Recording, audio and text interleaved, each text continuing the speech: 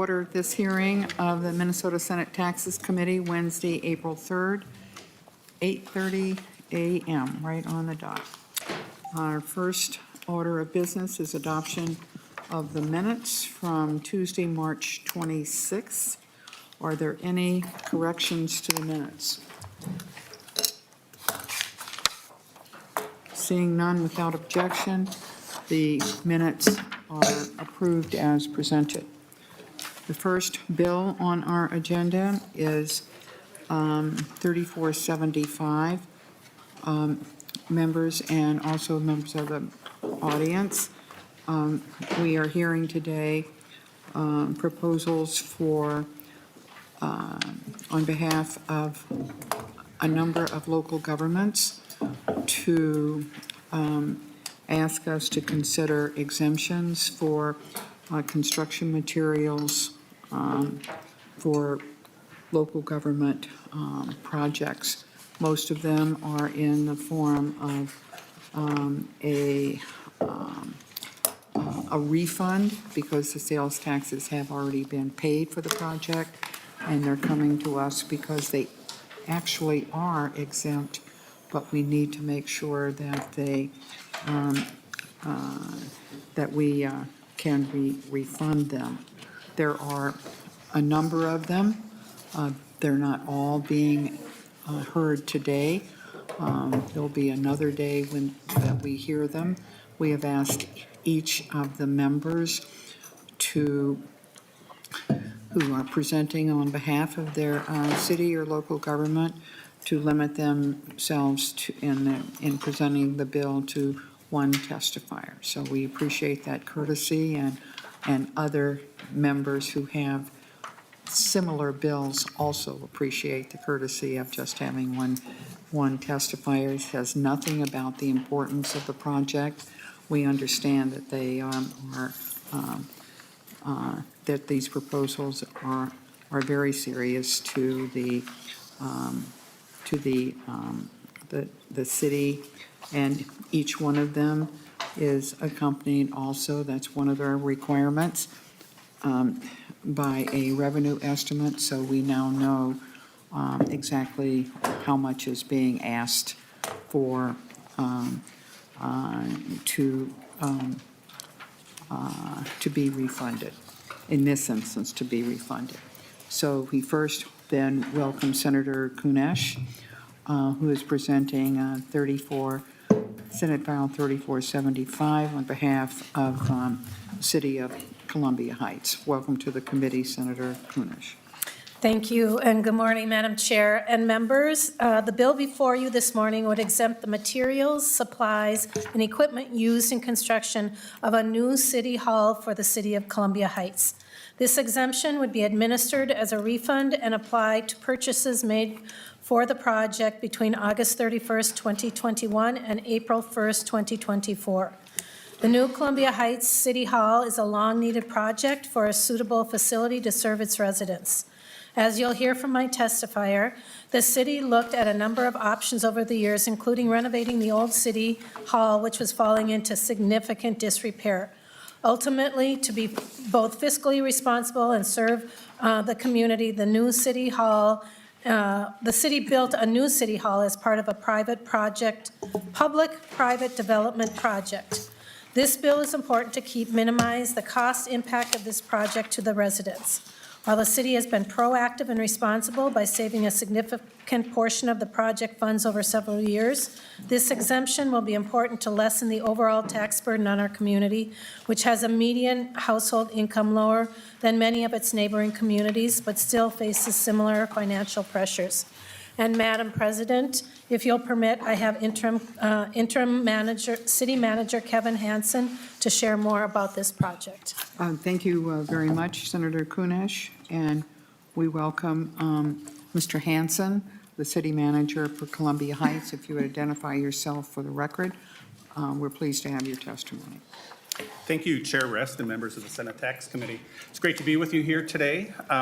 Madam Chair, I'd like to thank you for hearing Senate File 3475, and really thank you, Senator Kunesh, for supporting us and really advocating on behalf of the City of Columbia Heights. Senate File 3475, as indicated, provides a sales tax exemption for construction materials and equipment for our new city hall. Our new city hall replaces a facility that was over 80 years old, and I think all of the problems that you can expect with an 80-year-old facility. We had accessibility problems, ADA problems, we had mold issues, and really the building physically was falling apart. Our new facility is located on a prime corridor in Columbia Heights. It's right on Central Avenue. Excuse me.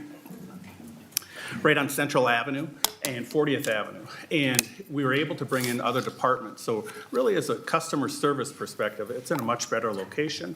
And we opened that facility in August of 2023. And as Senator Kunesh indicated, this bill provides for the purchases between August 31st of 21 and April 1st of 2024. And Madam Chair, I'm aware that the Senate Tax Committee has heard these type of bills in the years past, and that a broad exemption is really limited by available resources. I appreciate that this has been a bipartisan issue and want to thank members on both sides of the committee for supporting these type of requests for similar communities. And thank you again for allowing us to present this to the Senate Tax Committee, and I'd be happy to answer any questions you might have about the bill or about our project. Thank you, Mr. Hansen. Senator Kunesh, have you made a proposal to the Capital Investment Committee as well with regard to this project? Is it built already? No, this was not one of the proposals we had other in our district that we felt was a higher priority, and so we did not include that in the request. And how far along is the project? Do you want to answer? Thank you, Madam Chair. The project is complete. We moved into the space at the end of August of 2023. Okay. Any other questions?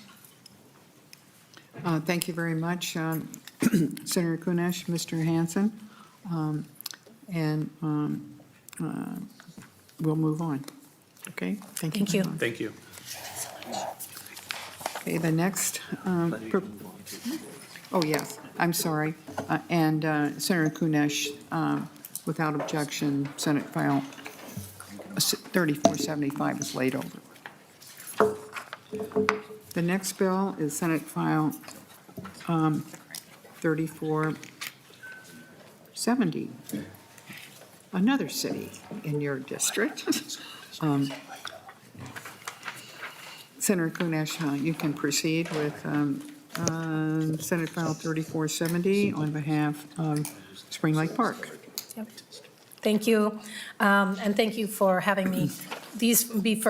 I My committee's understand. waiting You have to over go to there your for me. committee. Absolutely. So 3470 is a request for the City Hall building that is 47 years old and is deficient in a number of areas, including lack of restrooms and limited handicap accessibility.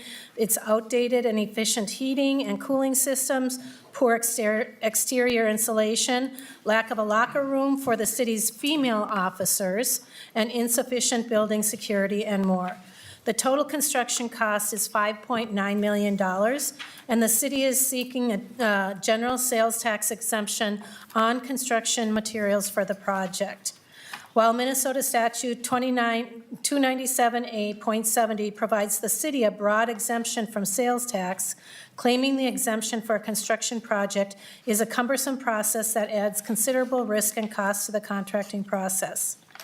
Minnesota Statute 297A.71, Subdivision 53, grants an exemption for construction materials for public safety facilities, but this statutory exemption would only cover about 1/3 of the project. The savings from the sales tax exemption will reduce the property tax burden for the project to our taxpayers. The City Hall isn't just a structure, it's the center of the Spring Lake Park community, and the Spring Lake Park City Council fully supports this request and asks the committee to support it as well. And I have here the Spring Lake Park City Manager, Dan Buchholz. Welcome to the committee, Mr. Buchholz. If you would identify yourself for the record.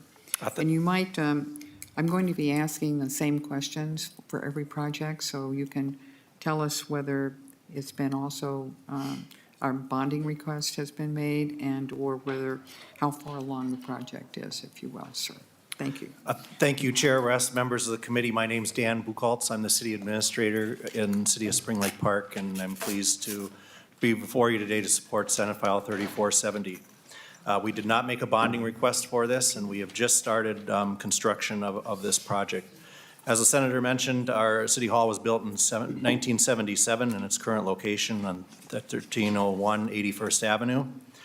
We've had a few additions over the years, but the building is very dark, unwelcoming, and out of date. A couple of examples of that: we have the original 1970s electrical panels and water heater that still serve the building. Our HVAC system consists of 7 residential furnaces, condenser units, which result in hot and cold spots throughout the building. Our exterior insulation for the building is rated R11, while current code requires R20, and there's limited restrooms for the public. So a lot of deficiencies in this building. The council approved a renovation project in February. We just started that. The project adds a small addition onto City Hall to make our police lobby more accessible to the public from the parking lot, modernizes our HVAC systems, enlarges a public meeting and programming spaces to better serve the community, significantly increases our restroom facilities to accommodate gatherings of up to 200 people, and improves building security and ADA accessibility. So we are, thank you very much for the opportunity to present the bill, and I'm happy to answer any questions the committee may have.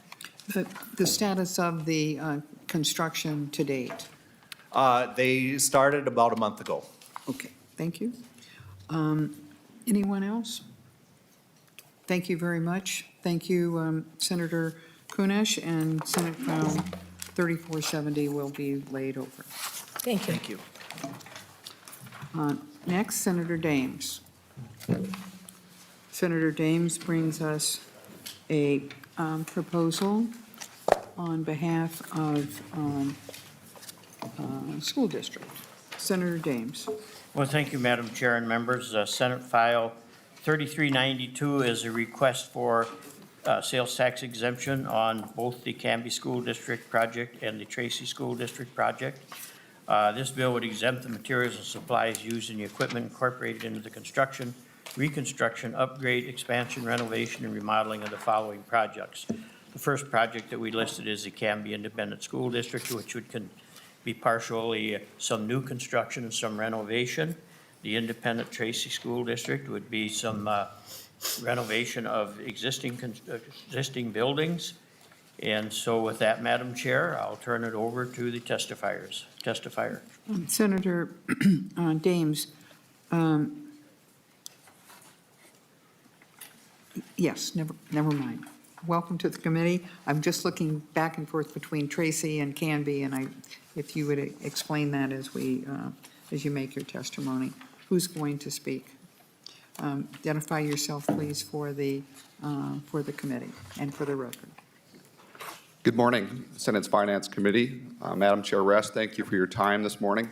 My name is Chad Anderson, and I serve as the superintendent of Tracy Area Public School District, located in Senator Dahms District in southwest Minnesota. I am also representing Ryan Nielsen, superintendent of the Canby School District.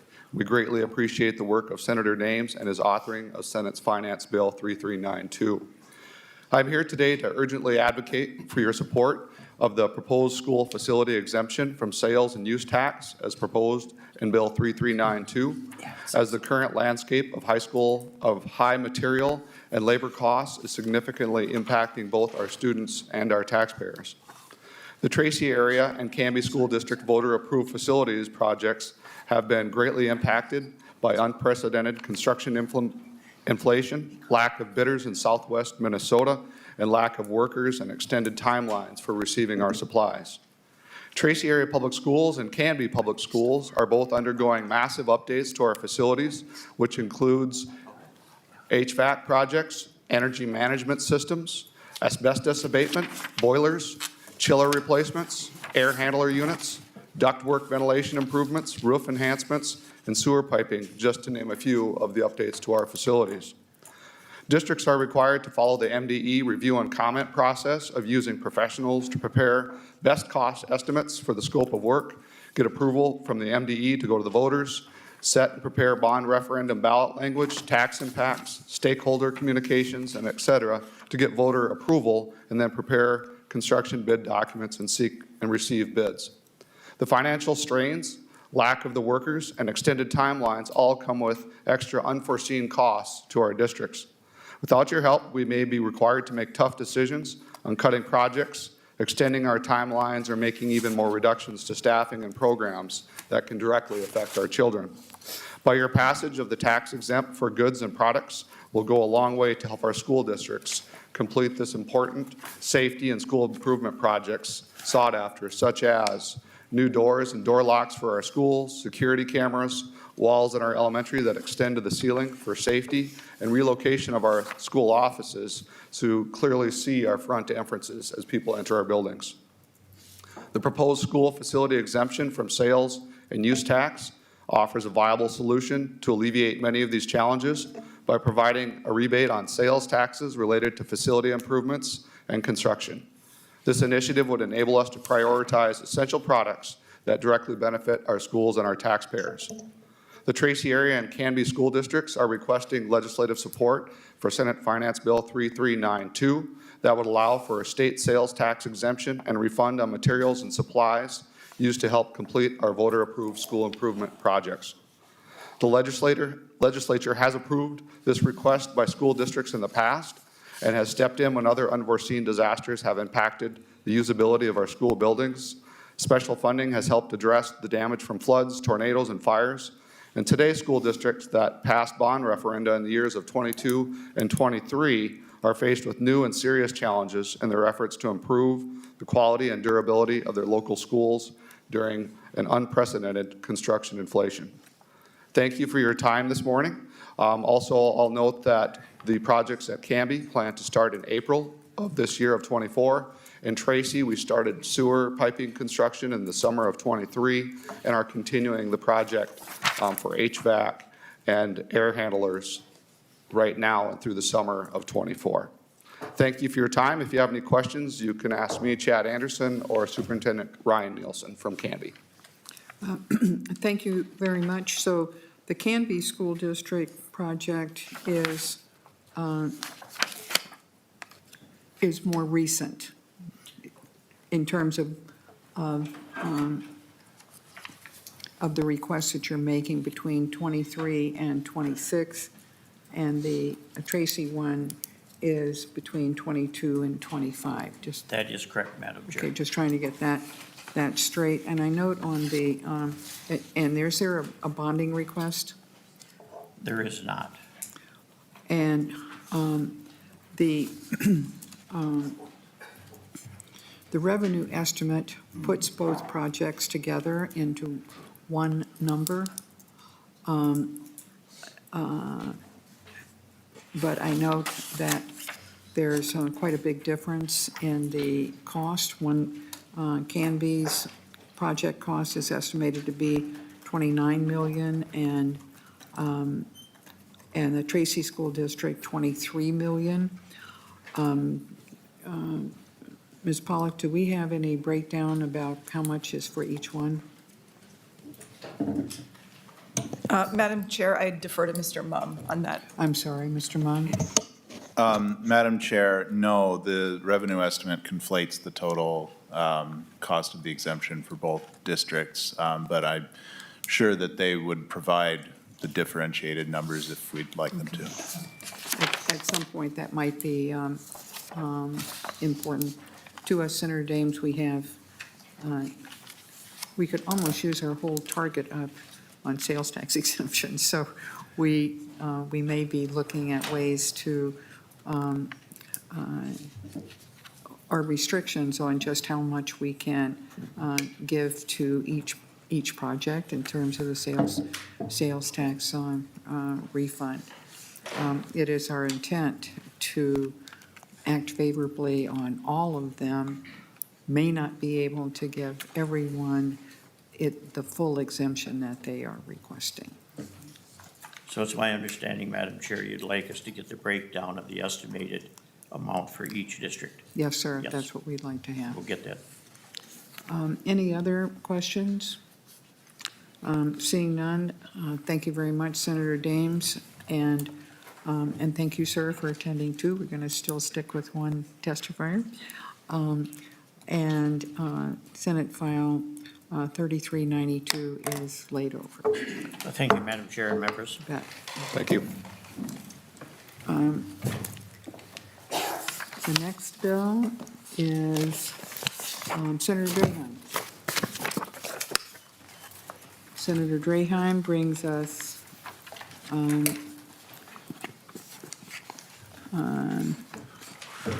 14, Senate File 4978. And I understand your testifier, Mr. Wagner, Superintendent Wagner, will be on Zoom, and I believe he is already present on Zoom. Just to let you know, he is checked in. Senator Draheim. Thank you, Chair On Rest. behalf of the Sueur-Henderson School District. Yep, thank you. Thank you for your time and thanks for the hearing. My district's a little different than most of the members of the committee. I think I have 21 different school I districts understand that. in my district. Most of the communities are smaller with limited tax base. So this tax rebate is very important for these small communities. Madam Chair, which bill are we doing first? I'm sorry, Chair. 4978. 4978, okay. A new elementary school being built, currently under construction, right next to the junior high and high school in Sueur. Sueur is combined with Henderson, Madam Chair. And also, like a lot of the small towns, participate with other schools for different sports. So my son happens to play hockey and golf with Sueur because his small school doesn't offer those sports. So with that, I would love to go to the testifier, Madam Chair. And so this is for a construction of a new elementary school, is that correct? That is correct. We have as a testifier for 4978, Superintendent Wagner. Yes, can you hear me? Yes, we can. If you'd identify yourself for the record, we welcome your testimony. Thank you very much. My name is Jim Wagner, the Superintendent of Schools for Sueur-Henderson. I apologize for not being in person today. I teach a science class in the morning, so as soon as I'm done here, I have to go back to teaching my class. Thank you for this opportunity, and in light of all the information you've already heard, and also with other districts, we're in the process of building a new elementary building. Sueur-Henderson it's had a difficult time. We're replacing a building that's approximately 100 years old. And for us to be able to pass this bond for our taxpayers was a significant accomplishment for both communities. It's taken over 10 years to have this happen. And so we are very frugal in the idea that we want to make sure we're maximizing everything we have and we're not wasting any spending. And for us in this particular situation, be able to get the tax exemption and the rebate back as a game changer for us, because we've had to make some significant reductions in some of the aspects of our student safety and student comfort within the new building as we get closer to completion due to the circumstances of cost and also the inflation going up. And so it's made it quite difficult in making sure that we build something that will last for the extended, we're looking at a 50-year to 100 years as far as what we have to accomplish, knowing that we want to make sure we keep our students safe and comfortable within that confines of what we have. And so looking at what we can do with the rebate allows us then to finalize what we need for our student safety and to maximize all the aspects of the project that has gone over budget due to labor costs and the inflation costs that we're struggling to factor in, especially with the changes of the statute, how buildings have to be built after 2022 and 2023 with the new requirements and those types of things. And I'd be happy to answer any questions that anybody might have. Senator Dahms or Mr. Wagner, did you make a request for the capital investment bill? I'm sorry, Senator Rest. I am not aware of any capital investment requests for the Sueur-Henderson. And how far along is the project? The building's about 2/3 completed. 2/3 completed? Okay. Correct. And did you ask the voters in a referendum to approve this project? Yes, we did. Thanks. Any other questions from the members? Then thank you very much, Senator Draheim, with regard to 4978 and Mr. Wagner. Senate File 4978 will be laid over. The next bill is also from Senator Draheim. It's 4977 on behalf of the St. Clair School District. Senator Draheim, you may proceed. Thank you, Chair Rest. Another small school, St. Clair, is a one community little school district, not too far out of Mankato, on Highway 83. New classrooms, playgrounds, improvement on roof, and some mechanical systems, which I think is pretty common, and then some athletic spaces. But I have Superintendent Collins here, and I'd love for him to address the committee. Chair Rest. Okay, thank you. Welcome, Superintendent Collins. Madam Please Chair and identify committee yourself. members, thank you for giving me a few minutes to talk today. I've been doing this for 4 decades, 31 years as a Sir, superintendent. I'm sorry, you need to say your name. Oh, for the- Tim for the Collins, tape. Superintendent of the St. Clair School Thank you District. very much.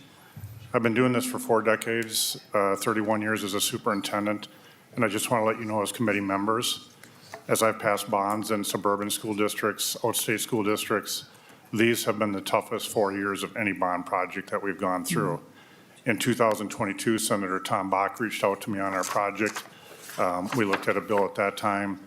Last year, there were 14 schools that approached the legislator about unprecedented inflationary. And here I am today on the sales tax exemption. Our story is similar to every school district with the need for HVAC, the roofing, et cetera, of what these dollars could mean for our school district. I want to remind you as committee members, although it is a rebate that you'll be giving us, the money will be coming right back to the state of Minnesota.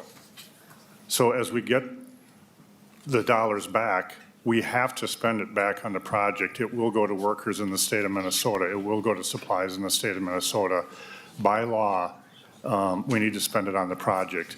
So again, I know that it's a financial consideration for you as a committee, but I want you to also consider that these dollars will be flowing right back into the state of Minnesota. We currently are about 2/3 of the way through our project. We are hoping to be close to being finalized at this point in time, but same as the story in every other school district, cost of products, shortage of workers, et cetera, has continued to delay our project, which continues to increase the costs. So again, from the roofing to the HVAC to all the improvements that we can make, these dollars would be greatly appreciated, and I thank you for your consideration. So Senator Draheim and Superintendent, this is not a bond project. This is for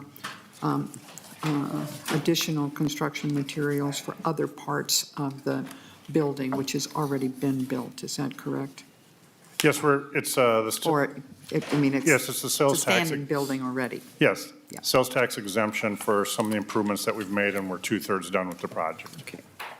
Are there any questions for Superintendent Collins? And you said that the building itself is new? Or the building is not new? We added on approximately 4 classrooms and some other additional space to the Gotcha. building, and then 2/3 of it was HVAC, roofs, parking I lot, see. et cetera.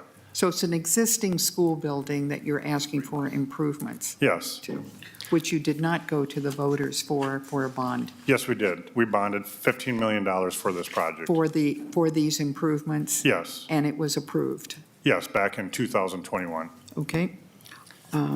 Any other questions? Seeing none, thank you very much. Senator Draheim and both superintendents, and Senate File 4977, just as 4978 is laid over. Thank you, Chair. The next bill, Senator Housechild presents Senate File 43. Wait a minute. Okay. Oh, I'm sorry. Senator Housechild is second author, is the co-author, Senator Green.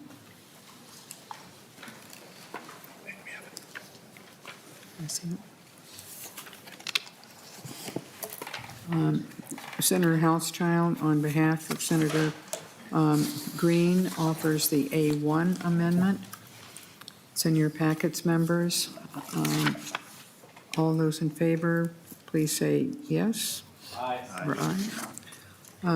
Opposed, say no. The motion prevails and the amendment is adopted. Senator Green appears on behalf of the Cass Lake, is it Bena or Bena? Correct, Bena. Bena School District. Welcome to the committee, and you may proceed, Senator Green. Thank you, Madam Chair, and I appreciate you hearing the bill today. I think it's pretty self-explanatory. It is for construction and remodeling of an existing elementary school as well. I think the best thing for me to do, because you have the information in front of you and you have a lot of bills, is to turn it directly over to my testifier. Of course, it's just fine.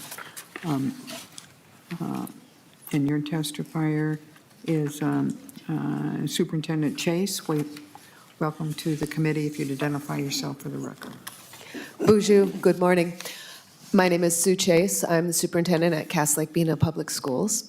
In the fall of 2022, in the general election, our voters approved a referendum to build a new elementary school, K-5, and then to also remodel our existing elementary to house our Area Learning Center program, our 2 federal Setting 4 special education programs, our early childhood program, our district office staff, and other community programs, including Head Start and those types of programs. The existing elementary was built in the 1960s, and it has always housed kindergarten through 4th or 5th grade classrooms. You can imagine that if we're going to house young adults in a building like that, that there is going to need to be some remodeling done. The project budget included $550,000 for remodeling that existing building. And as we know, when you start tearing apart an old building, $550,000 doesn't go very far, because we know that we're going to run into some mold issues, we're going to run into some asbestos issues, and just things like that crop up when you're remodeling an existing building. Our programs that this building will house have been in our oldest building in the district forever. And in the existing building, in the building that they're in, we have rodents and we have box elder beetle infestations and all kinds of things that have told those students in that program that, maybe they're a little bit lesser. We would like to be able to provide all of those programs, those important programs, with a modern facility. And this sales tax recapture would allow us to do that. The amount that it would generate for us would be a game changer in terms of how we could modernize that facility, including, the technology infrastructure, including being able to add a skills lab so we can actually teach kids cooking and sewing and all of those things that are life skills. And so we're very grateful for this opportunity to recapture the sales tax for this project and to put it back into our building, especially at a time when we're already doing construction, and it would be a little bit less costly. The mobilization fees and those sorts of things wouldn't be existing. And so this is very important for us, and I'm very grateful to have this opportunity. Superintendent, has this, and Senator Green, has this project been completed, or is it is, what's the status of it? The existing, the construction on the new building is about 30% complete. We began work on it in the late summer of '22. Following the referendum? Following the referendum, or no, '23, following the referendum. And so that is about 30% complete. We have not started any work on the existing elementary remodel yet because we have students there. So that'll fall into place later. Okay, thank you. Are there any other questions? Seeing none, thank you, Senator Green, Superintendent Chase, and Senate File 4350 as amended will be laid over. Thank you. Thank you. The next bill is Senator Gruenhagen. Senator Gruenhagen comes to us on behalf of Watertown. And Senator Weber offers the A1 amendment to Senate File 3618. It's in members' packets. All those in favor, please say aye. Aye. Opposed, say no. Motion prevails and the amendment is adopted. Senator Gruenhagen, Senate File 3618 as amended. Yeah, I want to thank you, Chairman Rust and the committee for hearing this bill. And it has to do with the city of Watertown. It's a smaller community with population under 5,000. I want to thank Senator Pappas. She did include bonding money, about half the project, which is to build a brand-new water tower in the city of Watertown, and it's desperately needed. So it is a need. And Senator Gruenhagen, was that included in last year's bill or this year's bill? Yeah, it was last year's bill. Last year's bill? Yep. Okay. And I did vote for the bill. Just Good for you. in the end. Smart move. Yes. Anyway, so basically, we're looking at a sales and use tax. The bids are going to go out this summer. It would, you have a fiscal note in front of you. It's about $70,000. And again, just like any other small community, property taxes are a problem, especially for fixed income and low income people who live in the community.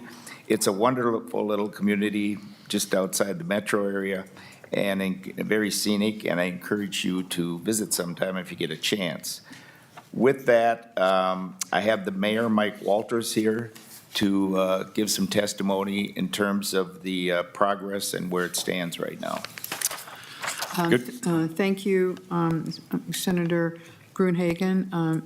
Mayor Walters, welcome to the committee. If you'd identify yourself for the record. Thank you, and good morning, honorable members of the Senate of our great state of Minnesota. Again, I'm Michael Walters, the mayor of the city of Watertown. The city's second water tower is needed to keep up with current demands and ensure that we have capacity for our fire service to protect our Watertown residents and businesses and the surrounding townships that are within our fire district. The city is still below 5,000 people and is already funding a $25 million wastewater treatment facility expansion to comply with new state permitting requirements. The water tower project cost, as you see in front of you, is projected to be well over $6 million. Given the size and expense of these projects and the small population of the city, we are asking for tax exemption on construction materials, as every cost savings for this project will help and it will be passed on to the taxpayers and water users of the city of Watertown. That's all I have. Again, thank you, Senator Rest, for your time and consideration this morning, and thank you to you all for the opportunity to speak with you about this very important matter. Thank you. And I note on the revenue estimate that this project has not begun. It's to begin in fall of 2024. So this is a prospective one, but the estimated costs are part of the request for the sales tax exemption rather than costs already realized. Is that correct? That's correct, Senator Rust. Thank you. Thank you. Are there any further questions for Senator Gruenhagen or the mayor? Seeing none, without objection, Senate File 3618 as amended will be laid over. Thank you, sir. Thanks again, Chairman Senator Rest and Gruenhagen. committee members for hearing the bill.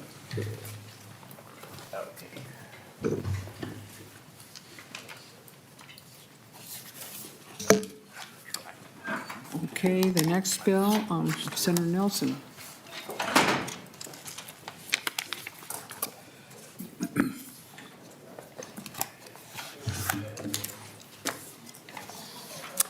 Thank you, Madam Chair. Senator Nelson moves the A1 amendment to Senate File 3170 on behalf of Rochester. All those in favor, please say aye. Aye. Opposed, say no. The motion prevails and the amendment is adopted. Senator Nelson. Thank you, Madam Chair and committee members, for hearing Senate File 3170. This is a sales and use tax exemption for construction of the Rochester Regional Sports Complex. I also would like to thank my co-sponsor, Senator Bolden, as well, and also for the amendment. I will briefly just give a brief rundown, and then I'd like to turn it over to our council member, Mr. Palmer. This is for the estimated tax, material, supplies, and equipment for the $65 million project that was approved last spring by the Rochester voters for that extension. You will remember that. Thank you again to the tax committee for allowing that local sales tax extension, which the voters did approve last year. The estimated revenue estimate is that this would be a savings of $1.3 million for this project. And with that, Madam Chair, I'd be glad to turn it over to Mr. Palmer, our council member. Yeah, just before that, so did Rochester hold the referendum that they were granted? Yes, And what was the vote on it? the vote was 53%. 53%? And has the, and sir, you may want to be the answer to these questions, it's fine. Mr. Palmer, council member, has construction begun? No. Has begun, okay. Okay, if you'd identify yourself, please, for the record, we're pleased to have your testimony. I am Sean Palmer. I am a member of the Rochester City Council, and I thank you for the opportunity to speak today. And we'd like to thank Senator Nelson and Bolden for all their support for Rochester. The exemption will better utilize our taxpayer dollars for this project, which passed last fall by the citizens of Rochester for a sales tax extension. This project will be a multi-use facility for both indoor and outdoor sports. It will be a unique facility for all of southeastern Minnesota. This facility will have 8 basketball courts, volleyball courts, and indoor pickleball courts, and multi-use rooms. Outside, there will be 12 artificial turf fields for soccer, baseball, and softball. This will extend our outside sports season greatly. This is a truly regional sports facility for all of southeastern Minnesota with good community support. Our sales tax extension passed last fall. This bill will provide more for our taxpayers. Once again, I thank you for your time and for the support from Senator Nelson and Bolden. Thank you. So I just want to be clear, Councilmember and Senator Nelson, the project was approved by the voters with regard to the referendum and imposing a sales tax to pay for the bonds for this project, correct? Yes, Madam Chair. And now the request is a sales tax exemption that is only for the construction materials. Would it be your intent, since I'm assuming the referendum question did not indicate the sure thing expectation that the sales tax on construction materials would be refunded? Is it going to be the City Council's intent that if granted the sales tax exemption, that the dollars would be applied to paying off the bonds early? Yes, Madam Chair, that's correct. Okay. Once again, good answer. Any other questions for Senator Nelson or Councilmember Palmer? Thank you very much then, Senator Nelson, Councilmember, and Senate File 3170 as amended is laid over. Thank you.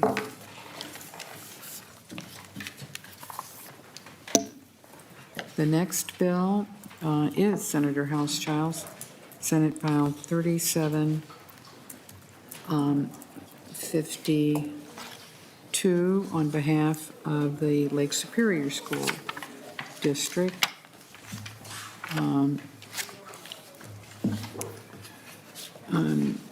Senator House-Child. And your testifier is on Zoom, I understand. That's correct, Madam Chair. Proceed. Thank you, Chair Rest, members of the Tax Committee. Today I have for your consideration Senate File 3752, a bill regarding a refundable sales tax exemption for construction of the Lake Superior School District project. This bill would provide a refundable sales tax exemption for the materials, supplies, and equipment incorporated into various improvements and addition projects in the Lake Superior School District. This would include additions and improvements to the Minnehaha Elementary School and William Kelly School, improvements to the Two Harbors High School, improvements to or replacement of the Two Harbors and Silver Bay bus garage, and improvements to athletic facilities. Thank you, Chair Rest and committee members, for your time. I can attest that having visited these sites, that this project is a very much needed project in the North Shore, and would appreciate your consideration. And I do have, as you mentioned, a testifier, Tanner Spahn, who's the business manager with the Lake Superior School District. Mr. Spahn, welcome to the committee. We're pleased to have your testimony. If you'd identify yourself for the record. Good morning, Chair Rest and members of the Senate Tax Committee. My name is Tanner Spahn, and I serve as the business manager for the Lake Superior School District. I'm here today to testify in favor of Senate File 3752 that seeks to provide a sales tax exemption for the construction materials and equipment for our district referendum projects after December 31st, 22, but before January 1st, 2026. Our projects started in 2023 and are about 2/3 complete. They're expected to be fully complete by the end of 2025. I want to express our district's gratitude for considering this legislation. The bill directly impacts our ability to enhance and modernize educational facilities for the students and communities of the Lake Superior School District, bringing our schools up to the 21st century learning environment we strive to provide. The bill outlines an exemption for materials and equipment used in the significant improvement projects at our schools, such as additions at our Minnehaha Elementary and William Kelly School, upgrades to Two Harbors High School, and necessary improvements to our bus garages, as Senator Hochschild said. We passed our $44.1 million project referendum in 2021 with great community support. but no one could anticipate the staggering inflation our district and others in similar situations would experience. Through the work of many individuals and organizations, we are close to bringing our projects back on track to what we originally promised our stakeholders, with this bill being the final piece of the puzzle. Investing in our schools is an investment in Minnesota's future. By supporting this bill, you support the education and future of every Lake Superior School District student. I respectfully urge the committee to support this bill for full Senate consideration. Thank you for your time and the opportunity to speak today. I'm happy to answer any questions. Thank you. Senator Hauschild or Mr. Spahn, I note that there are 5 listed projects. Could you give us, Senator Hauschild, what the completion percentage or if any of these projects have been that are listed here, whether they've been started? The revenue estimate takes into account the total of $36.8 million for all of the projects, and I'm assuming that was all 5 were listed on the referendum that got passed in 2021. So this is the total, but it is not yet broken down school by school, and then the bus garages, and then improvements to athletic facilities. Can you give me any information about how far along are they? And we may also ask for, again, a differentiation about how much is part of that 36.8 million, and at some point may ask for, don't like to do this, but might ask for priorities. Thank you, Madam Chair, for the question. I would defer to Mr. Spahn, perhaps, if he has an estimate of the percentage completion, and then we can absolutely get kind of a breakdown of what the costs were in the beginning Each and one. a prioritization. So, Mr. Spahn, looking at the legislation, if you have it before you, how far along is the Minnehaha Elementary School? All of our projects are about 2/3 complete, except for the bus garages, which we've yet to break ground on, simply due to some funding challenges there. As far as the building materials and equipment portion of what we're seeking exemption on, the total for the project is estimated to be about $19.2 million. I have that. What I don't have is how much for each one of these projects Sure. included. And I wanted to make sure I understand. So the number 4, the bus garages, that has not been started yet, or is that correct, or did I misunderstand? That is correct. I can list them off But here improvement for to you. the athletic facilities has been completed. Is that correct? There is not going to be improvements to the athletic facilities due to funding shortages. Okay, we're not going to delete that at this point, Senator Hauschild, but if there was an estimated cost included in that 19.2, we'll want some adjustments and information on that. I'm sure you understand. Yep. Thank you, Madam Chair. I'll work with the school district to get a breakdown of the 19.2 million by project, and then I'll also get a completed percentage, which it sounds like it's 2/3 for nearly all of them, and then we'll do a prioritization as needed. Okay, and if they're not doing the athletic facilities, that Right. can reduce it, which That's right. which would take that cost down from $1.32 million, I would hope, okay, in terms of the sales tax exemption. Any other questions? Then Senate File 3752 is, without objection, is laid over. Next, and is also Senator Housechild. And this, he appears here now on behalf of St. Louis County. Thank you, And Madam there Chair is- and members of the Tax Committee. and Today, Senator Housechild, we're going to put the amendment on. yes, Madam Okay. Chair. So Senator Housechild moves The the A5 yes. amendment. All those in favor, please say aye. Aye. Opposed, say no. Motion prevails and the amendment is adopted. Senator Housechild, Senate File 4868 as amended. Thank you, Madam Chair.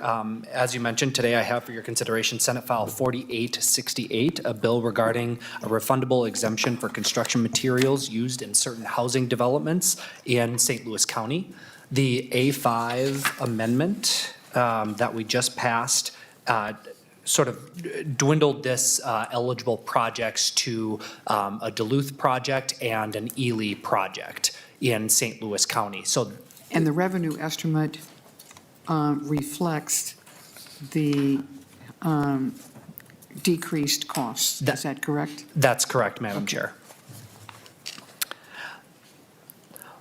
Madam Chair, in northern Minnesota in particular, although across the state we face a severe housing shortage and construction cost issue for housing. In northern Minnesota, we have additional challenges that we face that I've talked about before with regards to the distance from where workforce exists, an issue with the hard rock that we have in northern Minnesota, which makes construction projects very, very difficult. And we just face severe challenges with a lot of folks that want to live in northern Minnesota but cannot find the housing that they need. So this is really an innovative idea that was brought to me by stakeholders in the region to try to look at how we could incentivize housing in northern Minnesota through sort of a different mechanism than just providing direct funding to a project. So what we are looking to do is launch a pilot initiative in St. Louis County that would encourage housing projects by providing a sales tax exemption for construction materials on two specific projects. One in Duluth, kind of the urban center, as you all know, of St. Louis County, and then another for a rural housing project in the community of Ely. As I've said, in northern Minnesota, the lack of housing is really stifling our growth. We know and we continue to hear over and over again folks that want to live in northern Minnesota, businesses that want to open up, but there is just this severe lack of workforce and folks that can find housing. So this is really stifling our businesses and our industry, and we want to find a way to incentivize these housing projects and make them economical and possible in our communities. The truth is, Madam Chair and members, that without this construction sales tax exemption, I fear that many of these proposed projects in northern Minnesota may not be possible. So if we can test this out, showcase that this is possible for these two projects in northern Minnesota, I think it would be a really big success story and give us opportunities to explore these opportunities in the future as well. And with that, Madam Chair, I do have a testifier with me from St. Louis County, Commissioner Annie Harla. Welcome to the committee.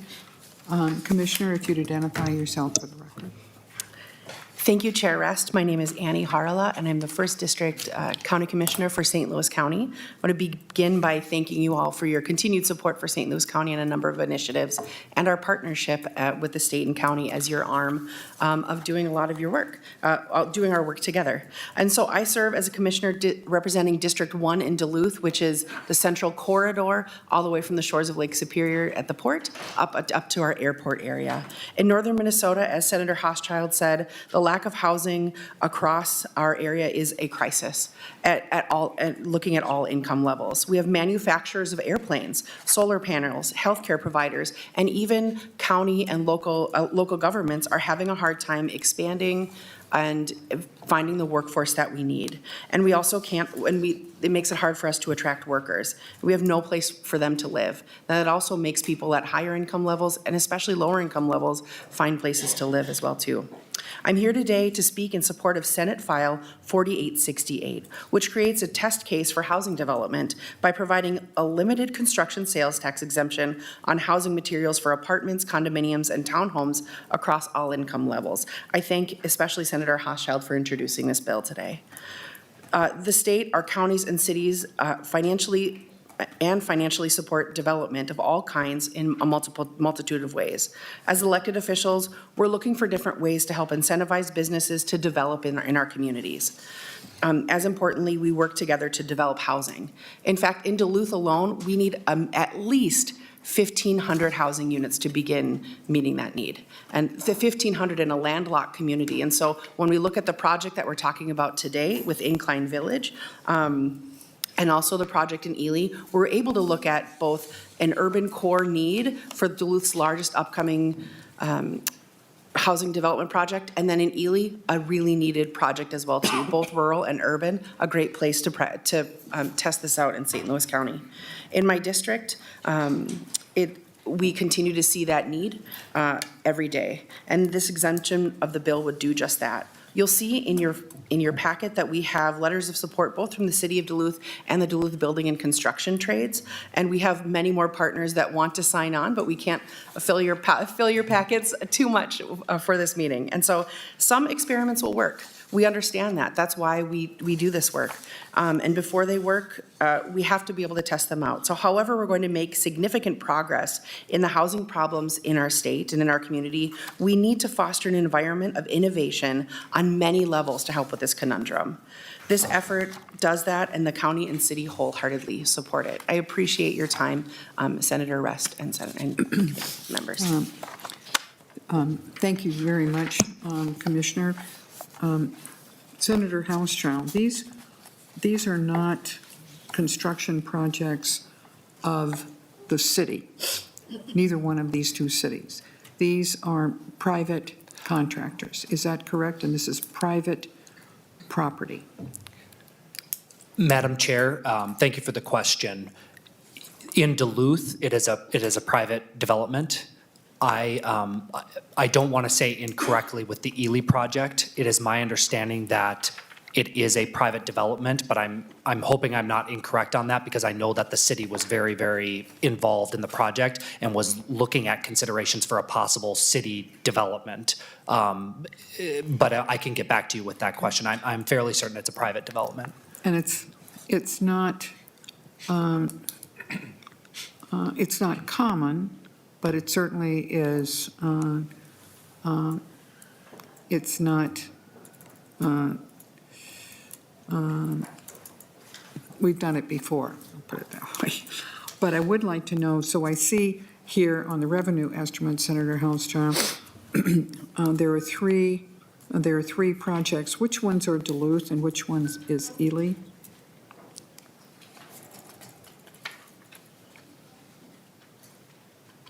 Madam Chair, can you point to, where are you? Oh, are you talking about the apartment development? The first paragraph of the revenue estimate. Mm-hmm.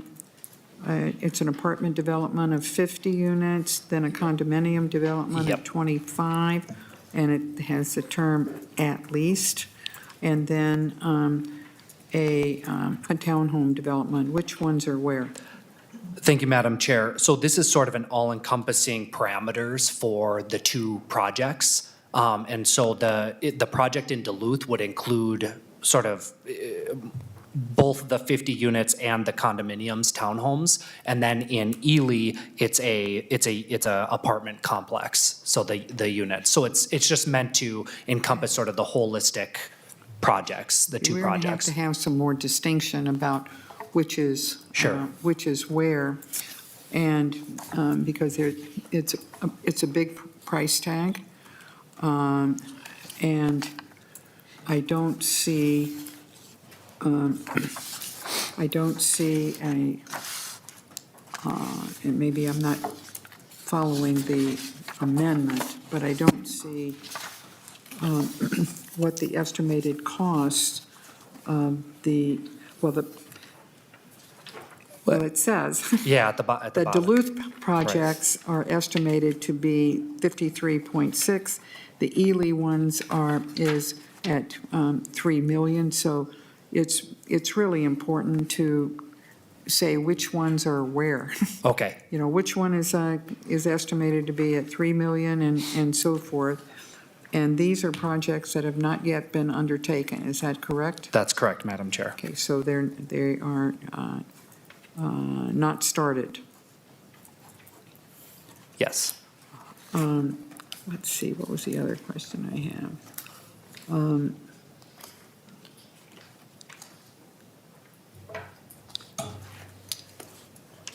Are there any other questions or information that Senator Hauschild or the Commissioner could give us that would give us a better sense of what this project is? And since this is private, you're not asking for anything in the bonding committee, from the bonding committee, correct? That's correct, Madam Chair. Okay. Thank you. And not finished yet. So we need more information from you and from St. Louis County on this, just more precision as we work through this. And we also need to know priorities as well, okay?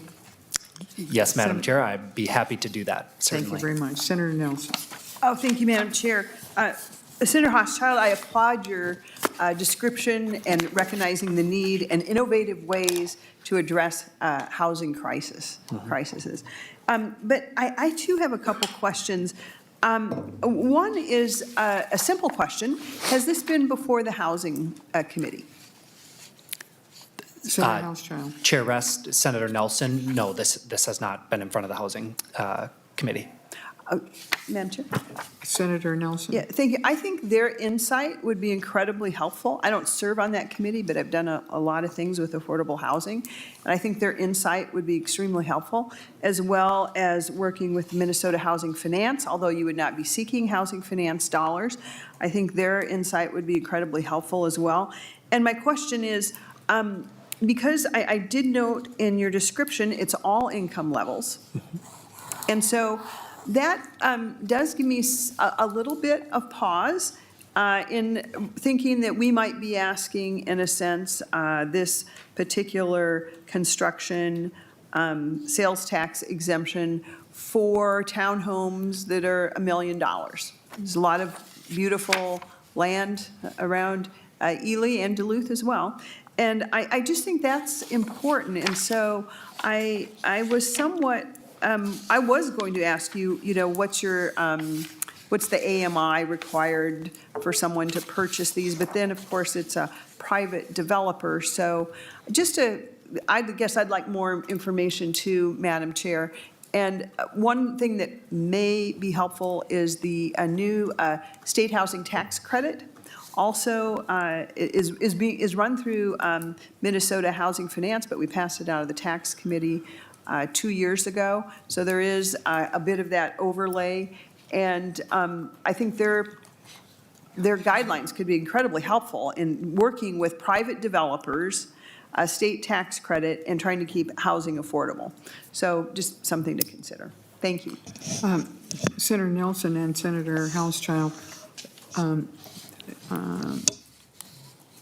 one of the bigger challenges in greater Minnesota, which even though Duluth is a thriving metropolitan area, that we've wrestled with over and over again is how to provide workforce housing, which is not, which is in many areas in greater Minnesota is much more in deficit than, quote, affordable housing, although that's also needed. And we have seldom found ways, certainly not through tax increment financing, that has not been successful because of the financing. And the projects are often can't get the financing because as soon as they are built, the value of the project drops. And so you can't pay for it. The lenders know that, and we can't get that kind of financing going. So I understand the tension between low-income housing or affordable housing and workforce housing. I just think we need to take that in mind, that in some areas in the state, workforce housing is in more demand than low-income rental housing. Senator Nelson. Thank you, Madam Chair. Those are very insightful comments. And what we did with the state housing tax credit, to your point exactly, was we increased what the AMI, what the average median income was to qualify, specifically so it would be workforce housing. One of the things we found out a couple of years ago, actually this happened to be up north, I can't remember exactly which community, but the senator was visiting with me about this. The workforce, the housing, the affordable housing that was built had such strict AMI requirements that people were forced to choose between working and receiving the housing assistance. And that's not what we want to do. No, indeed. So I really do think, talk about the state housing tax credit. It kind of has had to kind of work through those things and can perhaps help as you add some final details on this as well. Thank you. Thank you, Senator Nelson. And members, I would also draw your attention to the letters that you've included with your packets from the mayor of Duluth supporting the project, and also from the Duluth Building and Construction Trades Council, which makes the point of workforce housing being a huge need in those two cities. So so we look at priorities and what's needed the most, where. And so you need to provide us with a little bit more information as we move forward in considering 4868. Senator Housechild, if you have further comments, go ahead. Thank you, Madam Chair, and I just thank you also to Senator Nelson for the thoughtful remarks. The truth is, we need all housing all across the state, but I will argue in particular in Duluth. The commissioner mentioned the medical field, the aviation field, which we'll hear in some future bills here that I'm presenting on, the mining industry. All of these places are critical to needing folks to come and be in the workforce in northern Minnesota. So we need all housing. You know, we know in greater Minnesota in particular that we get this frustration when public money is used for things like a Viking stadium or a Twin stadium or these urban centers where we're making these public investments. I think the best thing we could possibly use public money on is an innovative approach to provide housing for folks, to increase our workforce, to help our businesses and our communities grow. This is meant to be a multifaceted approach to housing. I appreciate Senator Nelson's remarks about the housing tax credit. I would love to explore that further as a sort of newer member of the Senate. But I will just say that in talking with the Housing Committee Chair, she's really excited about the idea that we can explore public money for housing projects and tax incentives to increase housing and incentivize these projects. What we know is that at the site in Duluth, this spot is an old high school. A high school that was shut down due to some redistricting that happened in Duluth, and that site has sat empty. I would argue, the best site for housing in the entire city. It's up top of the hill, views of Lake Superior. It's a beautiful spot. It has sat empty for over a decade. Lack of private development at this site. And so what we know is that there is something fundamentally wrong with the economics of building housing, particularly in Duluth. And this is just one way that we can finally get a project going so that we can provide hundreds and hundreds of housing spots for our medical field, aviation field, mining, and all the other great sectors that we have in northern Minnesota. So I love to explore all ideas. Let's do an all of the above approach to housing, and hopefully the tax committee can help us do it. Thank you. Thank you, Senator Housechild. Senator Nelson? Oh, thank you, Madam Chair. Just one quick question, as you were speaking of the school as redevelopment for workforce housing. Would that be, is that an old enough building that it would be eligible for historic tax credits? We have those at the federal level and the state level. Chair Senator Rest and Rothschild. Senator Nelson.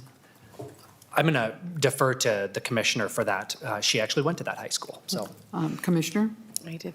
Thank you, Chair Rest. Thank you, Senator Nelson. Actually, the high school was in such disrepair that it was torn down, and so it's an open site. So what they're looking at is a large housing toward the front of the property where there's views of the lake, and then behind it, a number of multiple apartment buildings that we've also spoken with the developer. They're going to be adding childcare in the area, pretty much a new neighborhood in Duluth, and a way that, as I'm a former school board member, and when I was on the school board, we were trying to sell this site.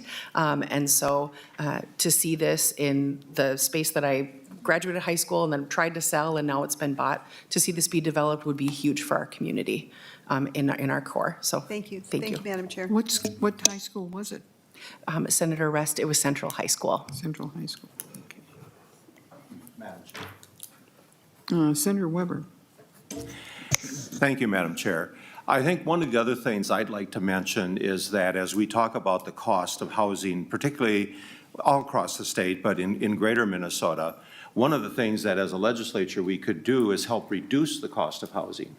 Unfortunately, every time we turn around, there's a new prevailing wage requirement placed on many of these projects. And the reality of it is the Department of Labor and Industry, who is responsible for determining that, has totally got it wrong as it relates to greater Minnesota. And our contractors are forced to pay rates that are well above what the typical rate is in their area. It leads to increased cost of the project, increased rents, and all of a sudden makes the project unviable. And even with the grant monies that are available through Minnesota Housing Finance, I've had communities turn back $1.5 million grant because a developer could not make a project work. Why couldn't they make it work? Because of the prevailing wage. So one of these days, we need to get Dolly under foot and tell them, get your numbers straightened out. It's very interesting comments because I'm working on prevailing wage issues, Senator Weber, that I'm not sure you're going to like. Just, but I heard you. Any further comments or Senator Houschild, anything further from you? No, Madam Chair, this has been a very lively discussion, and I'm really appreciative of the consideration for this. And we need more information. We will get more This- yes, we will. Again, this is not, it's not unique, but it's unusual. Yes. So we need to be sure we're on the right track here. Chair Rest, I hope I become known for my unusual ideas in legislation. Yes. Thank you. Therefore, Senate File 4868 as amended, without objection, is laid over. The next bill is also Senator Houschild, Senate File 1289. Senator Houschild. Thank you, Madam Chair and members. Today I have for your consideration Senate File 1289, a bill related to tax exemption for aviation manufacturing at regional airports, and I do have the A1 amendment. The A1 amendment. Members, it's in your packets. Senator Houschild moves the A1 amendment. All those in favor, please say aye. Aye. Opposed, say no. The motion prevails and the amendment is adopted. Senator Houschild. Thank you, Madam Chair. I'm really excited about this bill. In northern Minnesota, we're known for a lot of industries, from mining and timber and all of these sort of traditional industries that have made up the heart of northern Minnesota. But I think something that is unknown among many, especially in the legislature, is that we are also the headquarters for Cirrus Aircraft Manufacturing. Cirrus is an incredibly innovative company, homegrown out of Wisconsin and settled in Duluth several years ago. But this company is doing some really inspirational things in aviation. They are the #1 personal aviation seller in the entire country. They have several innovative things that they have done in aviation, from a button that you can push on one of their aircrafts to safely land in autopilot. They were the first aviation company to introduce parachutes into their personal airplanes, which have saved countless lives. You can Google Cirrus and find the stories of people returning to their families after airplane crashes because of this innovative approach they've taken. And they have diversified the regional economy in northern Minnesota, bringing engineers, aviation experts, business and sales across the world for aviation right to the heart of northern Minnesota. And so I am incredibly grateful to this company. They have a Minnesota workforce of over 1,800 employees, so a huge industry in our state. However, because of their success, they are expanding, and they're expanding extremely fast. They've already opened up spots in Knoxville, Tennessee, in Arizona, in Texas, I'm probably missing North Dakota, in several other states, despite being headquartered in northern Minnesota. And so what this bill does is that it allows for them to be exempt from some of their sales tax, property tax at the regional airport in Duluth, as well as the possibility for aircraft manufacturers in St. Cloud and Rochester to be exempt as well. When a business operates at an airport property, just to give you some background, they must lease the property and pay fees to the airport for various upkeep services. They must also pay property taxes even though they don't own the underlying property. It's essentially, to me, a double taxation on the business. And right now, cities under 50,000 population, these properties are exempt. So what this bill does, like I said, is expands that to communities of up to 150,000. So Madam Chair, I'm really grateful for this bill. Again, I really appreciate the bipartisan support on the tax committee from Senator Putnam, Senator Weber, and Senator Nelson. Thank you for joining me on this important legislation. And I do have two testifiers. One is Tom Werner, the Executive Director of the Duluth International Airport, and the other is with me in person, Dante Tomasoni, the Director of Corporate Affairs for Cirrus Aircraft. Welcome to the committee. If you would identify yourself for the record. Thank you, Chair Rest. Members, my name is Dante Tomasoni. I'm the Director of Corporate Affairs for Cirrus Aircraft. I'd like to thank Senator Hochschild, our chief author of this bill, as well as our co-authors, Senators Lang, Putnam, and Nelson. Thank you for having me today. I was going to start off with a fun rhetorical trivia question, but Grant stole my thunder. The Minnesota actually is rarely unknown to lead the world in general aviation. Since 1994, Minnesota has produced 9,200 general aviation aircraft, and that is over half of the world's aircraft manufactured. At Cirrus Aircraft, as part of that aviation, we employ over 1,600 individuals, and 1,600 Minnesotans. As Grant stated, we are hoping to get to 1,800 in this state. We have been in business for 39 years. In 2023 alone, we produced 612 of Cirrus's award-winning SR series and 96 of Cirrus's award-winning single-engine jet. That was over 700 planes in 2023 alone. The aviation industry in Minnesota also supports 102 suppliers to Cirrus in our industry. Also, Minnesota's aviation industry is charitable. Cirrus alone in the last 3 years has donated over $3 million to local charities and academic institutions. As you can see, the economic impact in Minnesota's aviation industry and from Cirrus is massive. The revenue estimate on this bill alone is only $30,000. Minnesota aviation is growing, and Cirrus is a growing company looking to reinvest everything we can into this state. Last year, Cirrus invested over $20 million into a new facility at the Duluth Airport. This airport was costing the city of Duluth $1 million a year annually just to maintain. Currently, we have investment plans for between $5 million and $20 million in the next 1 to 5 years in Minnesota. Essentially, if it's made in Minnesota in aviation, it's going to be reinvested on a multiple in this state, and we are looking to do so here, and we're looking for any help we can. Sears manages 738,000 square feet over 11 facilities in Minnesota, and it's all on airport property. As Senator Hochschild said, if you were going to manufacture aircraft in Minnesota, you have to do it on airport property, and you cannot own the underlying property. He mentioned how it is essentially a double taxation because the services that you would typically pay for through property taxes that you get from a community are already being paid for in the lease and provided by the airport authority. The original intention of this bill is to incentivize the industry in all airports except essentially the major metropolitan airports.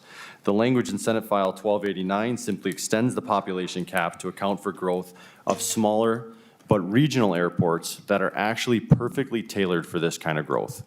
This will incentivize growth and make returns for the state on multiples. As my dad would say, this is a good bill.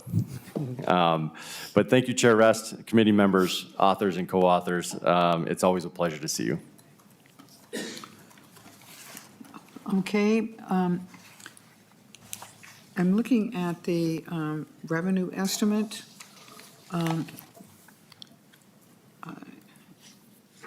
But first of all, do you have another testifier, did you say? I'm sorry, Madam Chair. Yes, I forgot about that. Tom Werner is, I believe, He's on virtual. Zoom, Yes. I believe. We'll hear from Mr. Werner, and then I'm going to have some questions about how mechanically this works that I might have for Senate Council. Mr. Werner, are you with us? I am, Madam Chair. Welcome to the committee, sir. If you would identify yourself for the record. Madam Chair, members of the Tax Committee, and Senator Hochschild, thank you for the opportunity to speak today on Senate File 1289. My name is Tom Werner. I'm the Executive Director of the Duluth Airport Authority and the Duluth International Airport. This bill makes several changes to how certain airport property is taxed under current law. When airport property is leased to a private individual, association, or corporation in connection with a business conducted for profit, the property becomes taxable even though the entity does not own the property. Businesses pay property taxes to various taxing authorities and pay a variety of fees to the airport for services that maintain the airfield in a safe and secure condition. It's put certain businesses at a financial disadvantage compared to their counterparts on Main Street. There are exceptions to this taxation for certain airport property. First, hangars used for storage or repair of aircraft at airports owned by local units of government are exempt, provided that the airport is not owned by the Metropolitan Airports Commission or a city with a population of over 50,000. This bill would extend the exemption for hangars to those used for manufacture of aircraft, like Sears Aircraft in Duluth.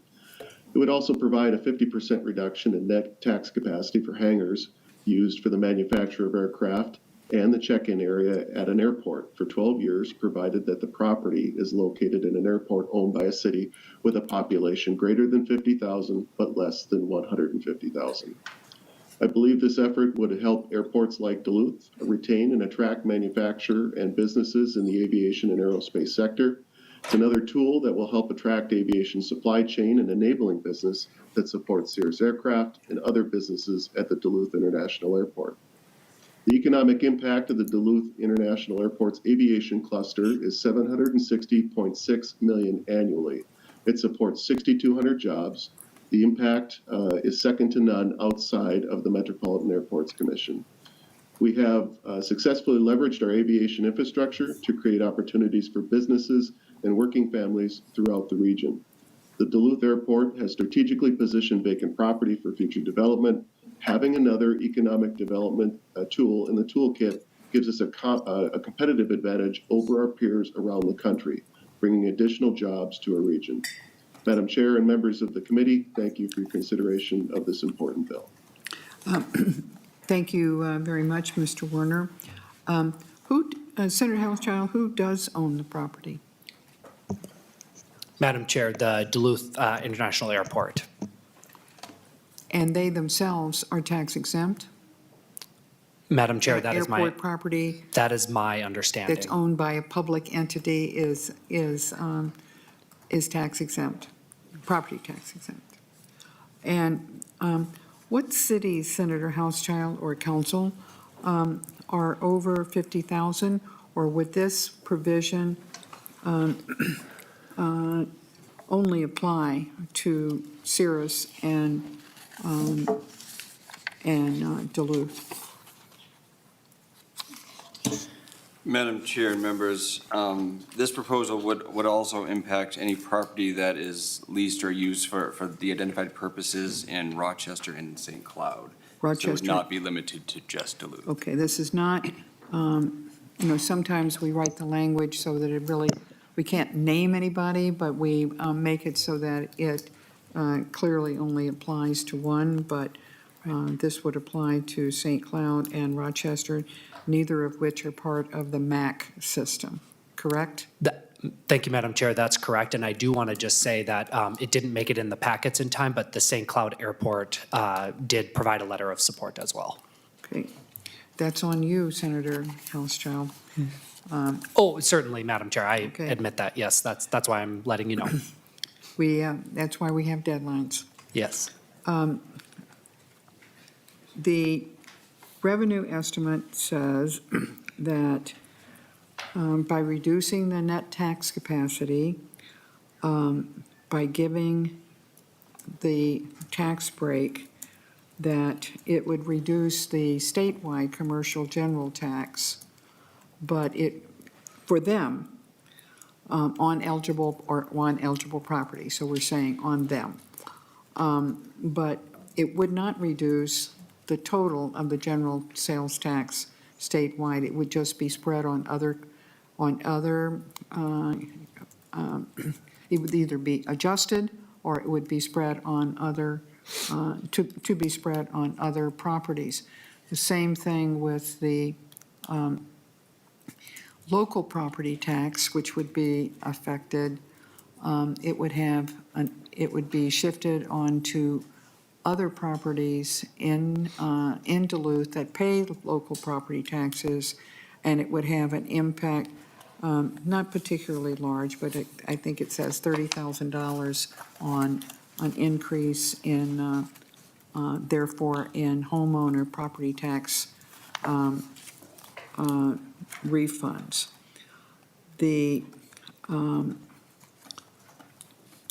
Have we done this before? Madam Chair, the example that comes to my mind is the conversations around the veteran homestead exclusion, which also would sort of reduce property taxes for veteran homeowners, but then, from my understanding, pass it on to other homeowners. I don't know if that's exactly what you're asking, but that's kind of an example of a similar scenario. A little bit about when you give a break to one group of property tax payers, the state does not pick up the slack.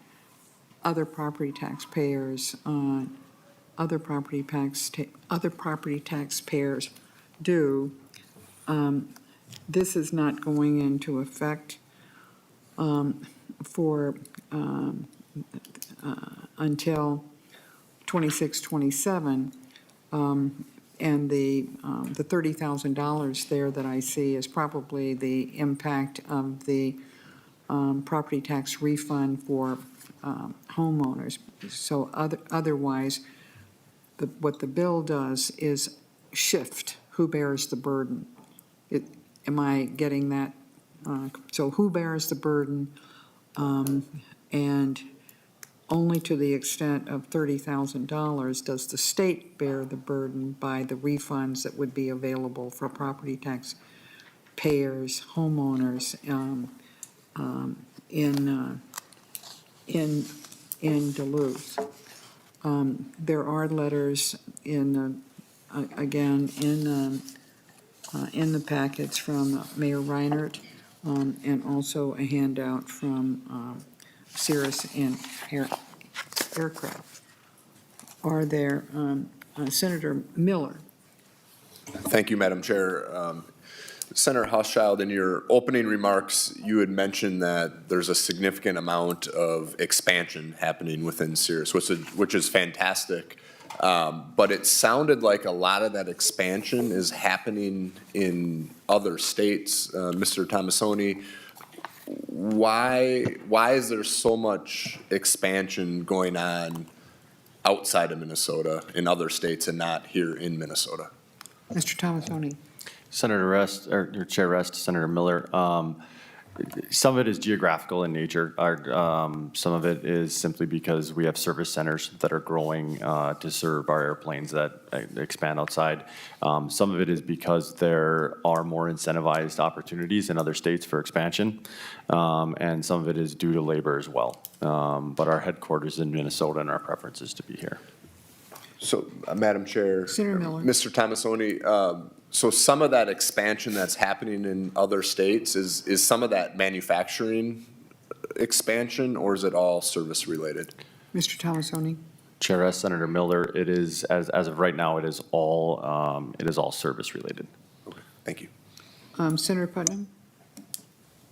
Thank you, Madam Chair, and Senator Hauschild and Mr. Tomasoni. You mentioned in terms of your plans for expansion, a need, consideration of geography. And I just want to take a moment to point out that St. Cloud is closer to Duluth than Rochester is, and to see if Senator Hauschild would be open to amending the bill to exclude Rochester and have it focus exclusively on St. Cloud. Wow.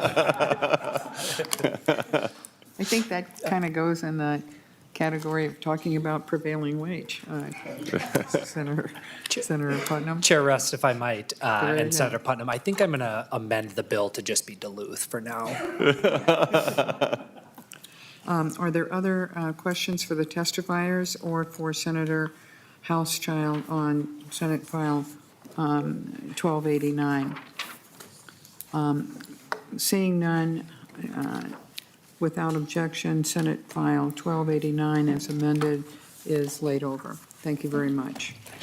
The next bill is also Senator Hauschild, Senate File 2365. This is also accompanied by an amendment. Senator Hauschild moves the A2 amendment. All those in favor, please say aye. Aye. Opposed, say no. The amendment, the motion prevails and the amendment is adopted. Senator Hauschild. Thank you, Madam Chair, members of the Tax Committee. This has been quite the flow of bills because I will argue that a lot of these things are all interconnected. We talked about housing. We talked about the need for incentivizing Cirrus to stay and expand in Minnesota. And now we are talking about workforce challenges. In this bill, we aim to incentivize individuals to pursue education and careers in aerospace and aviation, as well as encourage employers in this industry to hire and retain qualified employees. What it would do is offer a $5,000 tax credit for the first 5 consecutive years of employment to individuals who have completed aerospace and aviation-related educational programs and are newly employed by qualified employers. Additionally, qualified employers can also claim credits for reimbursing tuition expenses of their qualified employees, as well as for the portion of the compensation paid to the employees. Thank you for the consideration on this bill. As we've heard, Cirrus is looking to expand, and we are facing challenges with workforce, particularly in northern Minnesota, but across the state. This is one way that we can help incentivize the workforce for Cirrus in Minnesota specifically so that they keep the manufacturing in our state. And I think it's a really great thing that could grow our economy and have a net benefit to the entire state. And with that, I do have 2 testifiers, Madam Chair. Vance Oakstead is the Director of Talent Acquisition at Cirrus Aircraft, and I also have virtually Rachel Johnson with Apex in Duluth. We'll hear the testimony, but then Senator Hauschild, this is not a one-paragraph bill. It has many subdivisions. We're going to go through them so that we understand exactly what is being proposed here. But we will So if you'll be looking over that to go through those for us. But we're going to hear the testimony on the general idea to begin with, and we'll begin with Mr. Oakstead. If you'd identify yourself. Yes, Chair Rest, members of the TAC Committee. I'm honored to be able to speak to you today on SF 2365, an aerospace and aviation-related program to build and support workforce in Minnesota. I'm Vance Oakstead. I work as the Director of Talent Acquisition at Cirrus. I've had the chance and privilege to work there for over 23 years, seeing Cirrus grow over that time. My job is to influence others to consider aviation careers and to work in Minnesota. I spend nearly every day talking to individuals about the opportunity, about how great Minnesota is. I'm a lifelong resident. I own property here. I have no issues talking about how great the state is. My issues is incentivizing them and convincing them to come and stay here. That's my trouble. We have a challenge. We're growing, and we have a lot of opportunity to continue to grow. And in front of that is finding the employees to do so. We're a leader in personal aviation. We have 2,500 employees nationwide, 1,600 of those in Duluth. We're designing and building the best aircraft on the market right here. But we need more help. We're continuing to grow. Low unemployment. Our available workforce in Duluth is stagnant. It's declining even, and that makes a challenge for us. So we have to get people to come to us. As Senator Halschild mentioned, Section 1 really is to help the employee. It's to give them a tax credit to be able to incentivize that education received to come into an aviation career. And we want to help them do that. The Section 2 is really about helping employers to increase their pool. We attract many talent locally in Duluth to help them gain education. So we want to find a way to be able to increase that capability by providing a credit for tuition paid to the employer to incentivize those individuals to go to those programs, and also provide a win for our local colleges and universities to be able to hold and support the programs that we need in the aviation industry. And third, providing a tax credit for compensation paid to new qualified employees. The legislation is to start to narrow the gap that currently exists between the state of Minnesota and other states in the U.S., such as Kansas and Washington, that have already passed similar legislation. We're competing nationally to attract talent in the broader Twin Ports area, and this bill provides extra incentive to provide for individuals to choose Minnesota and aviation. This bill will not only impact Cirrus or help Cirrus, it's also a benefit to other companies, suppliers, commercial carriers, independent businesses, and schools, which fuel the aviation industry. I want to thank you for your time and consideration on this. Okay, thank you very much. We now want to hear from Ms. Johnson, Rachel Johnson, President of APEX. Good morning. Good morning to everyone. Good morning, Chair Rest and members of the committee and Senator Hochschild. I'm Rachel Johnson. I'm the President and CEO of APEX, which stands for Area Partnership for Economic Development. And we are a private sector-led nonprofit organization with a mission to attract, expand, and retain business in Northeast Minnesota and Northwest Wisconsin. And I am here today to express my strong support of Senate File 2365, which would provide the much-needed state support to grow the aviation and aerospace industry in the state of Minnesota. As we're all aware, across the globe, there's a critical shortage of people going into aviation and aerospace.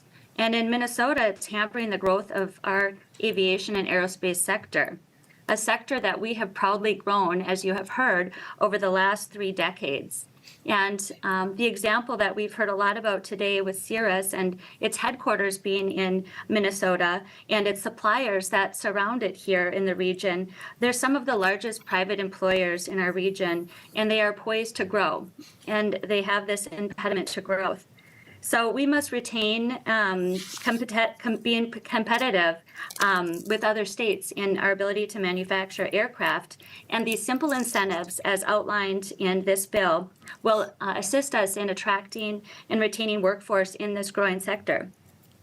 Senator Hochschild's bill allows employees to benefit when they graduate from an accredited program and then begin working in the aviation or aeronautics sectors in Minnesota.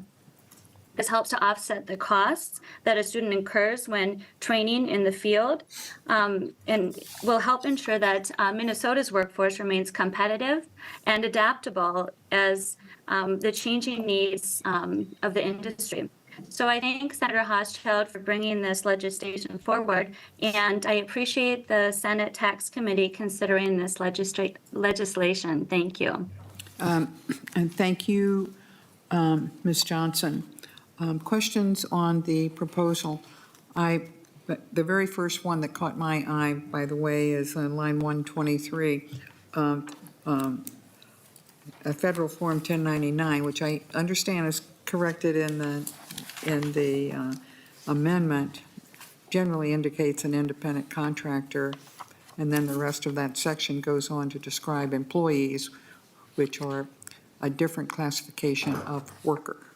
So I appreciate that on line 1.2 of your amendment, you deleted federal form 1099 to the person paid, but I don't, I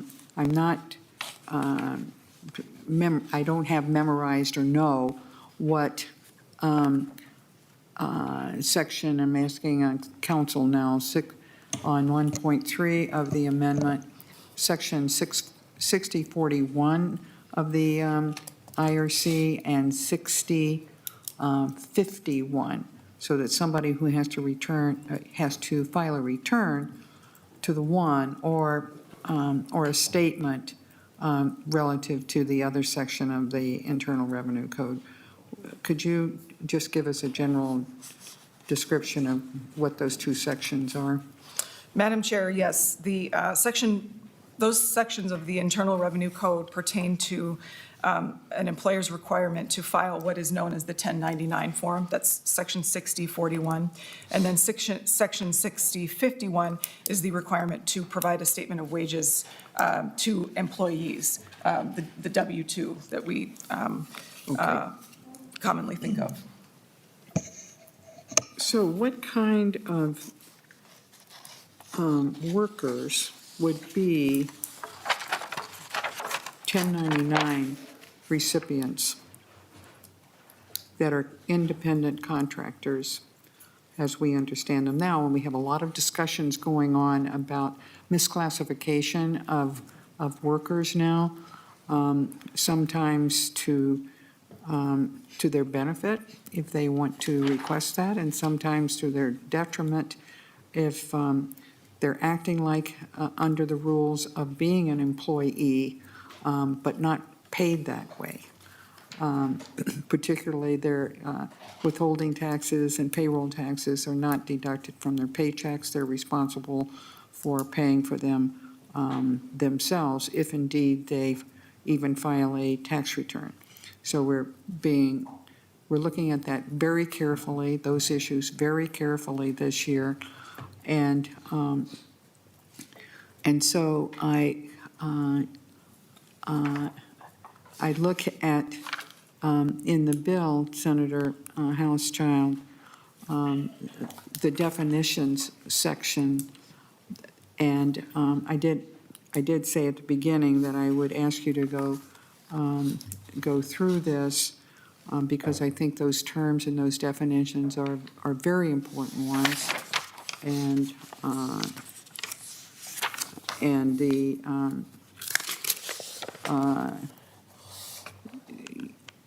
then we can look at the revenue estimate, either now or later. But those terms are very important, and I wonder if you would just go through Section 1, which is divided into any number of subdivisions. And there are 7 subdivisions, so if you would go through that, that would be very helpful. Thank you, Madam Chair. And might I ask if a staff member could bring me the fiscal note? I'm noticing in my notes I'm missing You don't have the revenue estimate? Or, excuse me, the revenue estimate. I should have. Of course. Yes, thank you, Madam Chair. But I will begin. So in Section 1, Subdivision 1, this defines terms applicable to the credit. Obviously, compensation means payments for wages, salary, and other remunerations for services performed. All those aviation and aerospace definitions, they are common, are they not? I mean, even though you're defining them here, they're not unique. Aerospace means aerospace generally everywhere. Is that? That's my understanding? understanding, Okay. Madam Chair. And Yes, I'm not an so the- aviation expert, but that's my understanding. And I believe then correctly, you began with what compensation means. On line 122, which is lower level E, lower capital, it's not a capital letter, with compensation, what that means, and that's what we just changed in the, or not really changed, but we referred to the Internal Revenue Code rather than speaking directly about the 1099. Is that correct? That's correct, Madam Chair. So what is, so we can see the rest of this, but what is really being included with who can get it and who, and for what? Which takes us down through what a qualified program is. Thank you, Madam Chair. So the employees that would be eligible would be full-time employees or contractors who are on a full-time basis. Working on-site at Cirrus in Duluth, not anywhere else.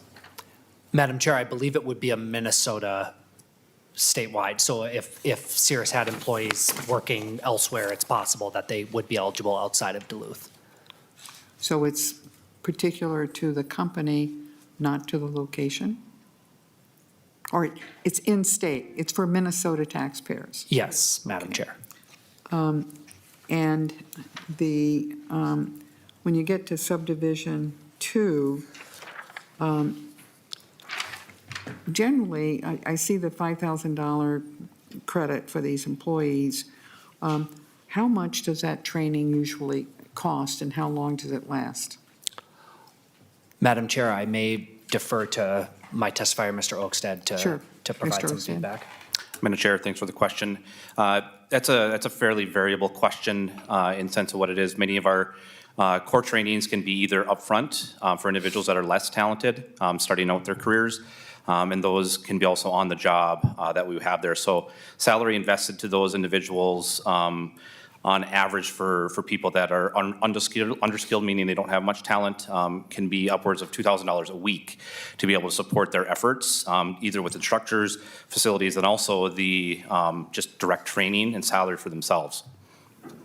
So the training is provided by the employer or by some training institutes or universities or whatever? Yes, ma'am. I think it can be multiple different ways. We provide internships and other things to get students that are training directly at universities, but also in-house training as well. So you would get the credit even if you applied it, even if it was for training at your own cost of your own employees by the company? I don't believe this bill is trying to address that piece. This would only be for Okay. education in university or schools. Okay, thank you. That's very helpful. It's Yep. hard to read, to get all of this with the language that's there, so that I'm just trying to understand that, and we can have Yes, ma'am. a more in-depth conversation, Senator Housechild, going with council, making sure that I understand. Yes. And invite others to get that same information. And then it is, reports are provided. Senator Housechild, if we go forward with this, I would ask that the report date be February 15th and not January 15th. And then, of course, because this is a new credit, they only get it for certain years. But I'm seeing that you're, after or starting in 2029, no new credits can be offered. So those are my questions, and we can certainly have a meeting and report back to the committee. I do want to get to the rest of the agenda, or we could spend the next half hour really digging into these things. Senator Nelson, if you will be very brief. Yes. We have 4 more bills to do. Yes, Madam Chair. I appreciated all your questions, and I just wanted to make a note that in 2021, you co-sponsored Senate File 334, which did not specific just to aviation, but did provide workforce training credits for employees and employers, and it was a pretty well-vetted proposal. And so that might be something to look at, Senator Hoschild and Senator Rest, as we go forward. Thank you. Okay, I think if no one else, thank you very much. Senator Housechild for 2365 as amended, without objection, will be laid over. Next, we have Senator Putnam on behalf of Senate File 4918 on behalf of the City of St. Cloud.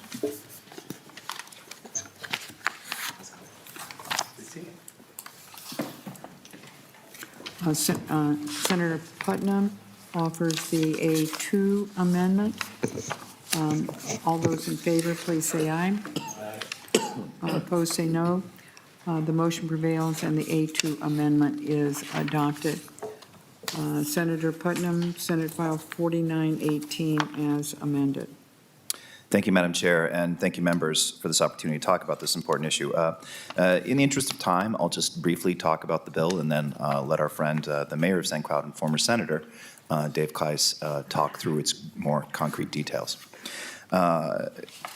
First, there's 2 subdivisions. First subdivision specifies the specific projects that we'll be dealing with. The second subdivision is a limitation on refunds. It's fairly clear stuff. The reason why it's important is that St. Cloud is not just a regional center. It's the gateway to western greater Minnesota. And our downtown is the heart of that gateway. I apologize for the mixed metaphor, but it still, I think, communicates that our downtown, which is burgeoning and growing at a tremendous pace, has an opportunity to be reconceptualized and invested in and become a shining star of greater Minnesota. And with that, again, in the interest of time, Madam Chair, I'd like to defer to my testifier, former Senator and Mayor Dave Kleiss. Yes. Mayor Kleiss, welcome to the committee. If you'd identify yourself for the record. Thank you, Madam Chair. Dave Kleiss, Mayor of the City of St. Cloud. Madam Chair, members, I appreciate the opportunity to be in front of your committee. This is the first time I've been in front of the Senate Tax Committee as mayor, and I've been mayor 19 years. This is the first time we've asked for a sales tax exemption. And I tried to, when I was in the Senate, avoid this committee. It wasn't you weren't the chair at the time, Madam Chair, but I do appreciate the opportunity, and thank you, Senator Putnam, the opportunity to testify on this bill. I think I'll, rather in the interest of time, echo what was said earlier about St. Louis County and really the need for workforce housing. It's the same argument, is it not? Yeah, it is something that is critically needed and statewide. I think everybody sitting around this table in this room understands the need for that housing. And we really are focusing on that, and not only that need for workforce housing, attainable housing, all types of housing in our downtown. Downtowns are important, and I think the workforce knows that because the studies I've seen in studies, especially in the largest sector of the workforce, which are millennials, over 70% of those millennials want to live in urban, walkable communities. In central Minnesota, in the St. Cloud area, less than 1% is urban walkable. Our downtown, and the reason we're putting our effort in our downtown, and we do have a binding request, Madam Chair, but it's not pertaining to the exemption that we're talking about in these properties. That's more for the connectivity in downtown, so it's separate from this. It's not this. These expenditures would not be part of that. That's more the issue of connectivity, but we're focusing on downtown because we're looking at adding housing. We need to, the goal we have set a year ago is to add 1,000 housing units in our downtown. Our downtown is the heart of our city. The city is the heart of the region, and it really has a significant, but we're looking at, we have a tremendous amount of underutilized surface parking lots in our downtown. These are public lots that certainly would be better utilized and better to be on the tax roll. So what we're looking at is creating housing. By having this exemption to create that housing, we're trying to, with our investment, and we're trying to use all the tools we possibly can to create that housing, to create that a part of a downtown that people want to live in. Years ago, it used to always be you bring jobs to your community. Now you need to bring workers to your community because the jobs are there. Almost all over Minnesota. It's just the housing that is really in short supply. So when people have that opportunity to go anywhere, we want to take what is now currently off the tax rolls, surface lots that we have in excess of, and actually get development, housing development in that area. Really, we're trying to utilize all the tools we have to leverage well over $1 billion in private investment, and this would get us in that direction. So, Madam Chair, I appreciate the opportunity to talk about and do support Senate File 4918. Thank you very much, Mayor and Senator Putnam. Again, we've already had a discussion about justification in light of workforce housing to consider sales tax exemptions for private development. So thank you very much. And Senate File 4918 then, as amended, will, without objection, will be laid over. Thank you, Madam Chair. Thank you, Madam Chair. Committee members. The next bill, we have just two left, and we're going to be here, and Senator Weber brings us 4803, which is once again going back to construction exemptions, and Senator Weber moves the A5 amendment. And Madam Chair, there is an oral amendment to the A5 amendment as well. Let me get it in front of me, and where is it? Ms. Pollack will read it. Ms. Pollack, where is the oral amendment? Madam Chair and members, the oral amendment would be to line 1.12 of the A5. Okay. And the amendment would be to delete September and insert January. And then add the following language to line 1.12. And delete 2025 and insert 2026. Okay, I think that's pretty straightforward. Did we already vote on it? No. So we will incorporate the language that Ms. Pollack just read into the A5 amendment offered by Senator Weber. All those in favor, please say aye. Aye. Opposed, say no. Amendment, the motion prevails and the amendment is adopted. Senator Weber. Thank you, Madam Chair. I appreciate you hearing Senate File 4803 today. I have included in this bill projects for 9 different school districts. And I, just for the record, I did an inventory this morning. I think there are 22 school districts that have all or part of their campuses in my Senate district, and a few more that have service territory within my district. And so with that, Madam Chair, I have also with me 2 superintendents from 2 of the school districts, and I'll let them talk about, well, actually, the only one that's on the schedule to talk is Superintendent Holthouse from Hills Beaver Creek. I will go through the quick listing of the projects, Madam Chair, and then turn it over to him for his presentation. Sure, that'd be great. Mr. Hassing from the Round Lake Brewster School District is here as well if there are questions. And I have asked representatives of the other school districts to be online in case there are questions which I cannot answer. Sure. And to the best of my knowledge, Madam Chair, none of these school districts have asked for bonding money for their projects. Great, thank you. As we start out, Madam Chair, with Section 1, that is the Adrian School District, and they have various roofing projects as well as repair and replacement of major plumbing, bleacher, window systems within their school. The Ellsworth School District has a replacement of their boiler heating system with a new heating and cooling HVAC system. Again, windows, roofs, and tuck pointing and renovation of a bus garage.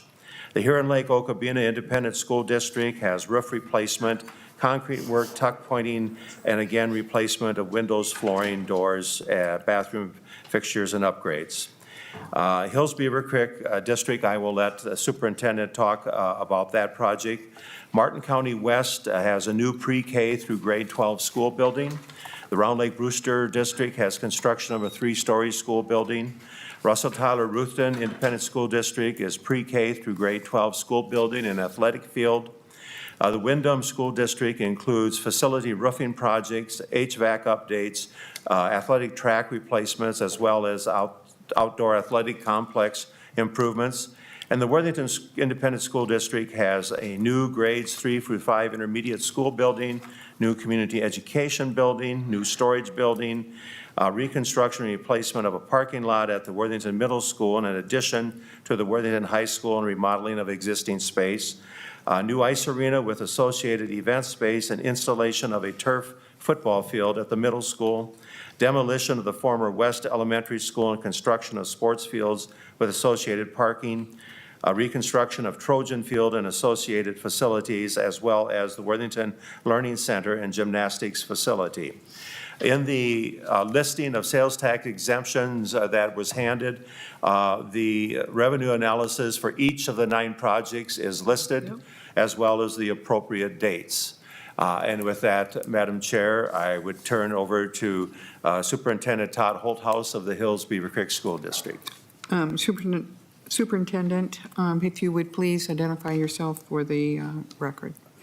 Honorable Senators and Madam Chair, my name is Todd Holthaus. I'm a superintendent at the Hills Beaver Creek School District. We're located in the farthest southwest corner of the state of Minnesota. So we border Iowa and South Dakota. We, of course, are in Senator Weber's district. My school district is looking at a new facility, a new elementary school, pre-K. Well, actually, we have a child care center along with pre-K through grades 5. Replacing a 1955 and a 1996 facility. I'm here today to advocate for your support of the proposed school facility sales and tax use exemption, as it is crucial in mitigating the impact of high material and labor costs to our students and taxpayers. The following school districts will benefit, as Senator Weber had shared, with passage of Senate File 4803, Adrian, Ellsworth, Huron Lake, Lake-Bena, Hills Beaver Creek, Martin County West, Round Lake Brewster, Russell Tyler Ruthven, Windham, and Worthington. I want to publicly thank Senator Weber for supporting this legislation, and Chair Senator Rest for allowing this to be heard. The current landscape of construction, material, and labor costs has presented unprecedented challenges for our school districts. The soaring prices of materials like steel, lumber, and concrete, coupled with increased labor costs due to supply chain disruptions and workforce shortages, have significantly inflated many of our project budgets and strained our ability to maintain and improve our school facilities. These challenges directly impact our students. Delayed maintenance projects, outdated facilities, and compromised safety measures hinder their learning experience and overall well-being.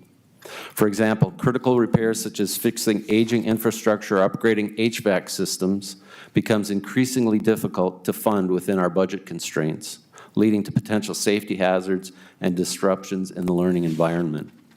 Furthermore, the financial strain caused by high material and labor costs also affects our taxpayers.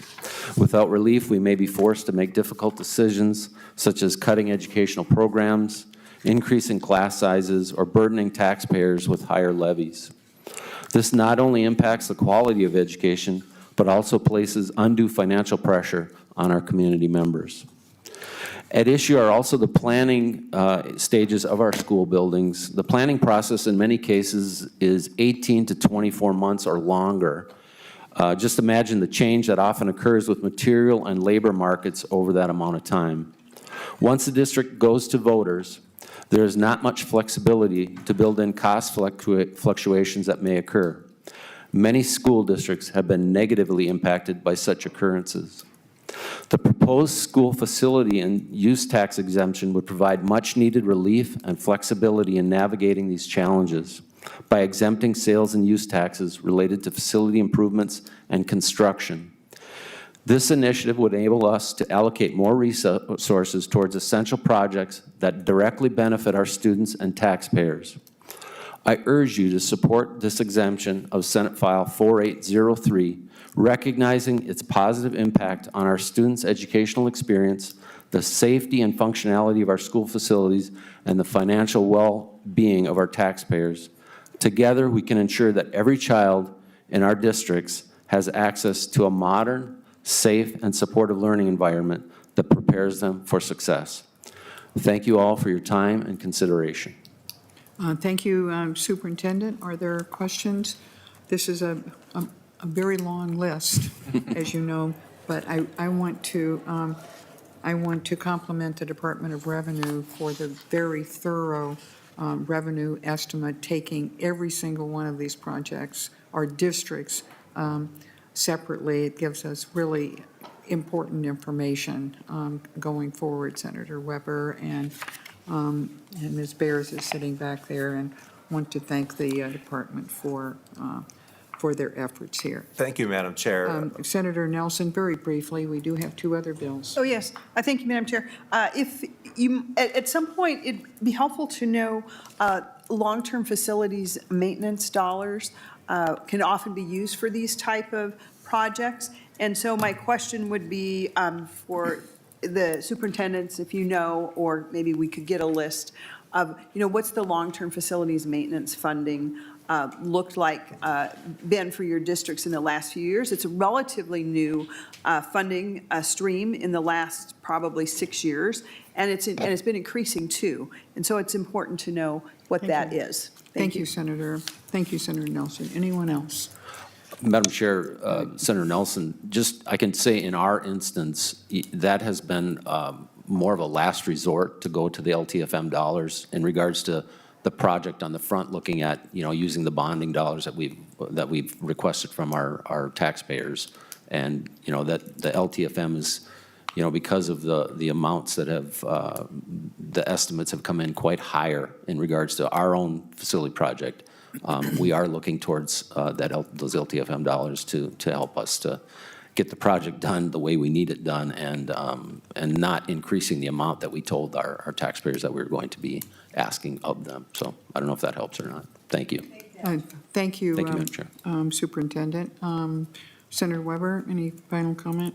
No, thank you again, Madam Chair, for hearing the bill. And actually, my credit to my LA, he gave the superintendents their assignments a couple of weeks ago to get all the information turned in. Indeed. So. Congratulations to him. We're very appreciative. Therefore, now, Senate File 4803 as amended, without objection, will be laid over.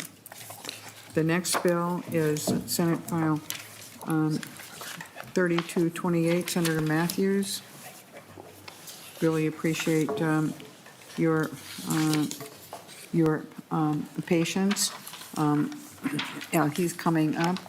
We'll inform you that Senator Port is not able to be with us. I will be presenting her bill on her behalf. Senator Matthews brings us Senate File 3228 on behalf of the Becker Public School District. Senator Matthews. Thank you, Madam Chair. I appreciate you hearing Senate File 3228. Want to make a request for an oral amendment, if I may, to adjust some dates, Madam Chair. If you would tell us where the language is, we'll have a member offer it for you. Thank you, Madam Chair. On line 1.14, strike 2025 and insert 2026. On 1.18, strike 2023 and insert 2024. And on line 1.22, strike 2025 and insert 2026. I'm going to ask the council to repeat that on your behalf?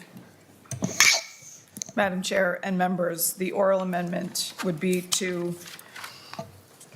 on 1.14 and 1.22, delete 2025 and insert 2026. And on 1.18, delete 2023 and insert 2024. Okay, you've heard the amendment. All those, and Senator Klein offers the oral amendment. All those in favor, please say aye. Aye. Opposed, say no. The motion prevails and the amendment is adopted. Senator Matthews, Senate File 3228 as amended. Thank you, Madam Chair. I will be very brief. There is a number of construction projects going on in the Becker School District at their primary school, the intermediate school, the middle school, the high school, the transportation building, and the multi-purpose athletic facility.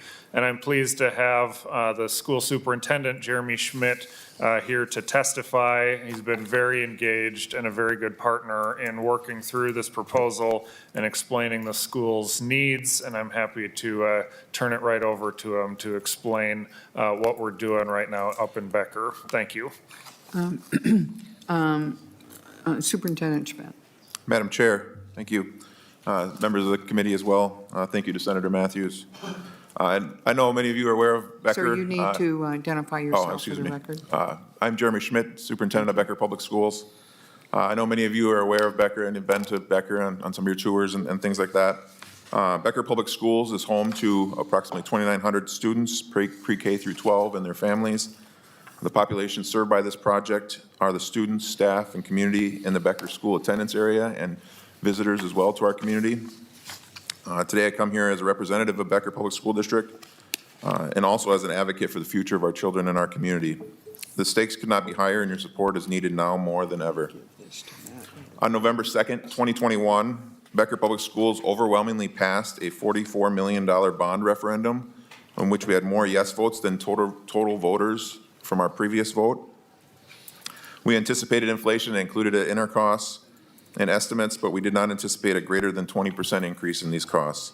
This has forced us to scale down nearly every part of our project, such as using tile flooring rather than terrazzo and floors or proper gym flooring. We put tile floor on our gym floor, delaying the schedule for roof replacements, eliminated an inclusive playground for our early education center, using Class 5 instead of asphalt at our transportation facility, and many other changes affecting the longevity of our product, further costing taxpayers down the road. This funding would support some of these that can still be made or changed or added back.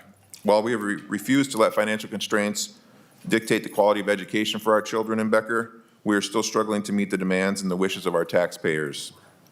That's why I encourage support of Senate File 3228, a bill that not only refunds the sales tax of these essential items, it also eases the burden on our district and allows us to focus our resources on where they matter, and that's our children. This funding would be used to help cover the cost of some of the projects I shared just previously, including fixing these leaking roofs, upgrading the driveway in our transportation area, and the funding would also help provide upgrades to our CTE classrooms as we work to prepare our students for future careers in these areas. Additionally, we're using the funding to upgrade portions of our early education center, which has been a strong priority of the current state administration as outlined by the Due North Education Plan, and includes creating an inclusive playground for our school and our community. Last year, when this was proposed initially, we were unsuccessful. However, many schools of my friends were successful, like Chisholm, Hibbing, Red Rock Central, Springfield, among others, showing your great commitment to ensuring that every child has access to a first-rate education regardless of zip code. As you deliberate on Senate File 3228, I urge you to consider the profound impact your decision will have on the lives of our communities and our families, as well as our students. By supporting this, you're not merely signing off on a piece of legislation, you're investing in the future of Minnesota and our future education. You're affirming your belief in the transformative power of education and your commitment to fostering tomorrow for generations to come. To close, I ask that you not only support Senate File 3228, but I also ask for your unwavering dedication to the principles of equity, opportunity, and progress. Together, let us rise to meet these challenges before us and forge a plan for a more prosperous and inclusive future for all of Minnesota. And I want to thank you again for your time. Well, thank you, Superintendent Schmidt. Are there questions or comments from the committee? Senator Matthews, Senate File 3228 is amended, is laid over. Thank you. Thank you. Welcome to the committee, Senator Rest. Senate File 4591 is in front of us.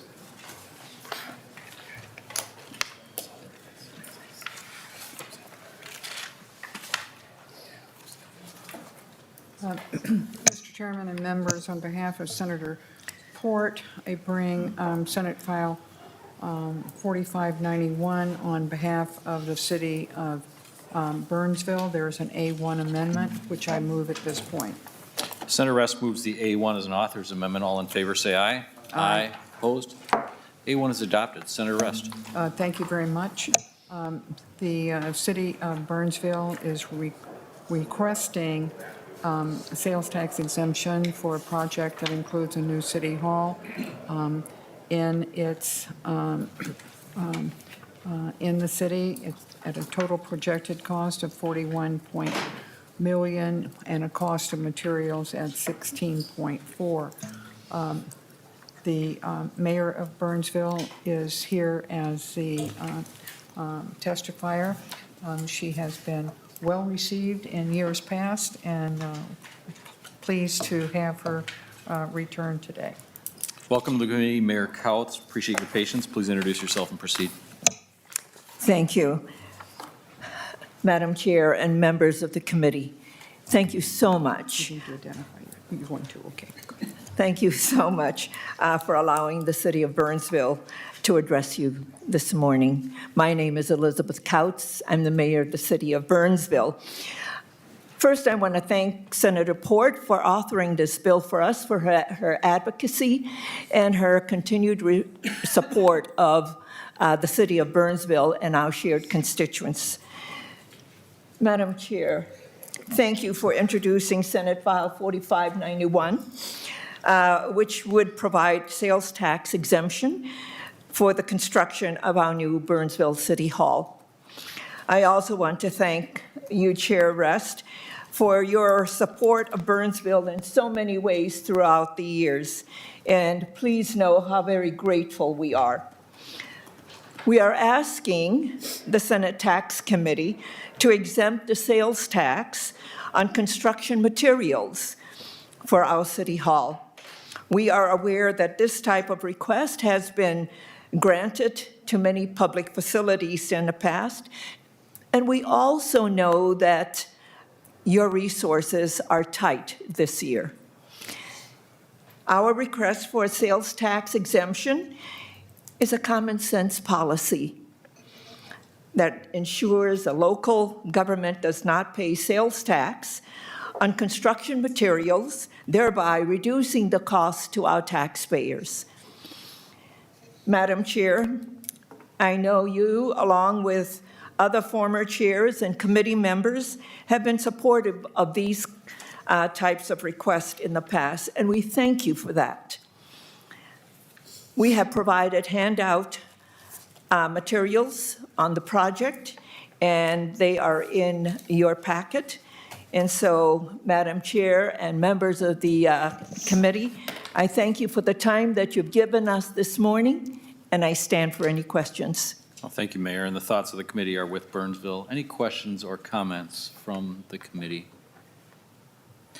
Senator Rest, Senate File 4591, as amended, is laid over. Mr. Chairman, you may adjourn the committee. The committee is adjourned. Thank you. Absolutely. Thank you so much.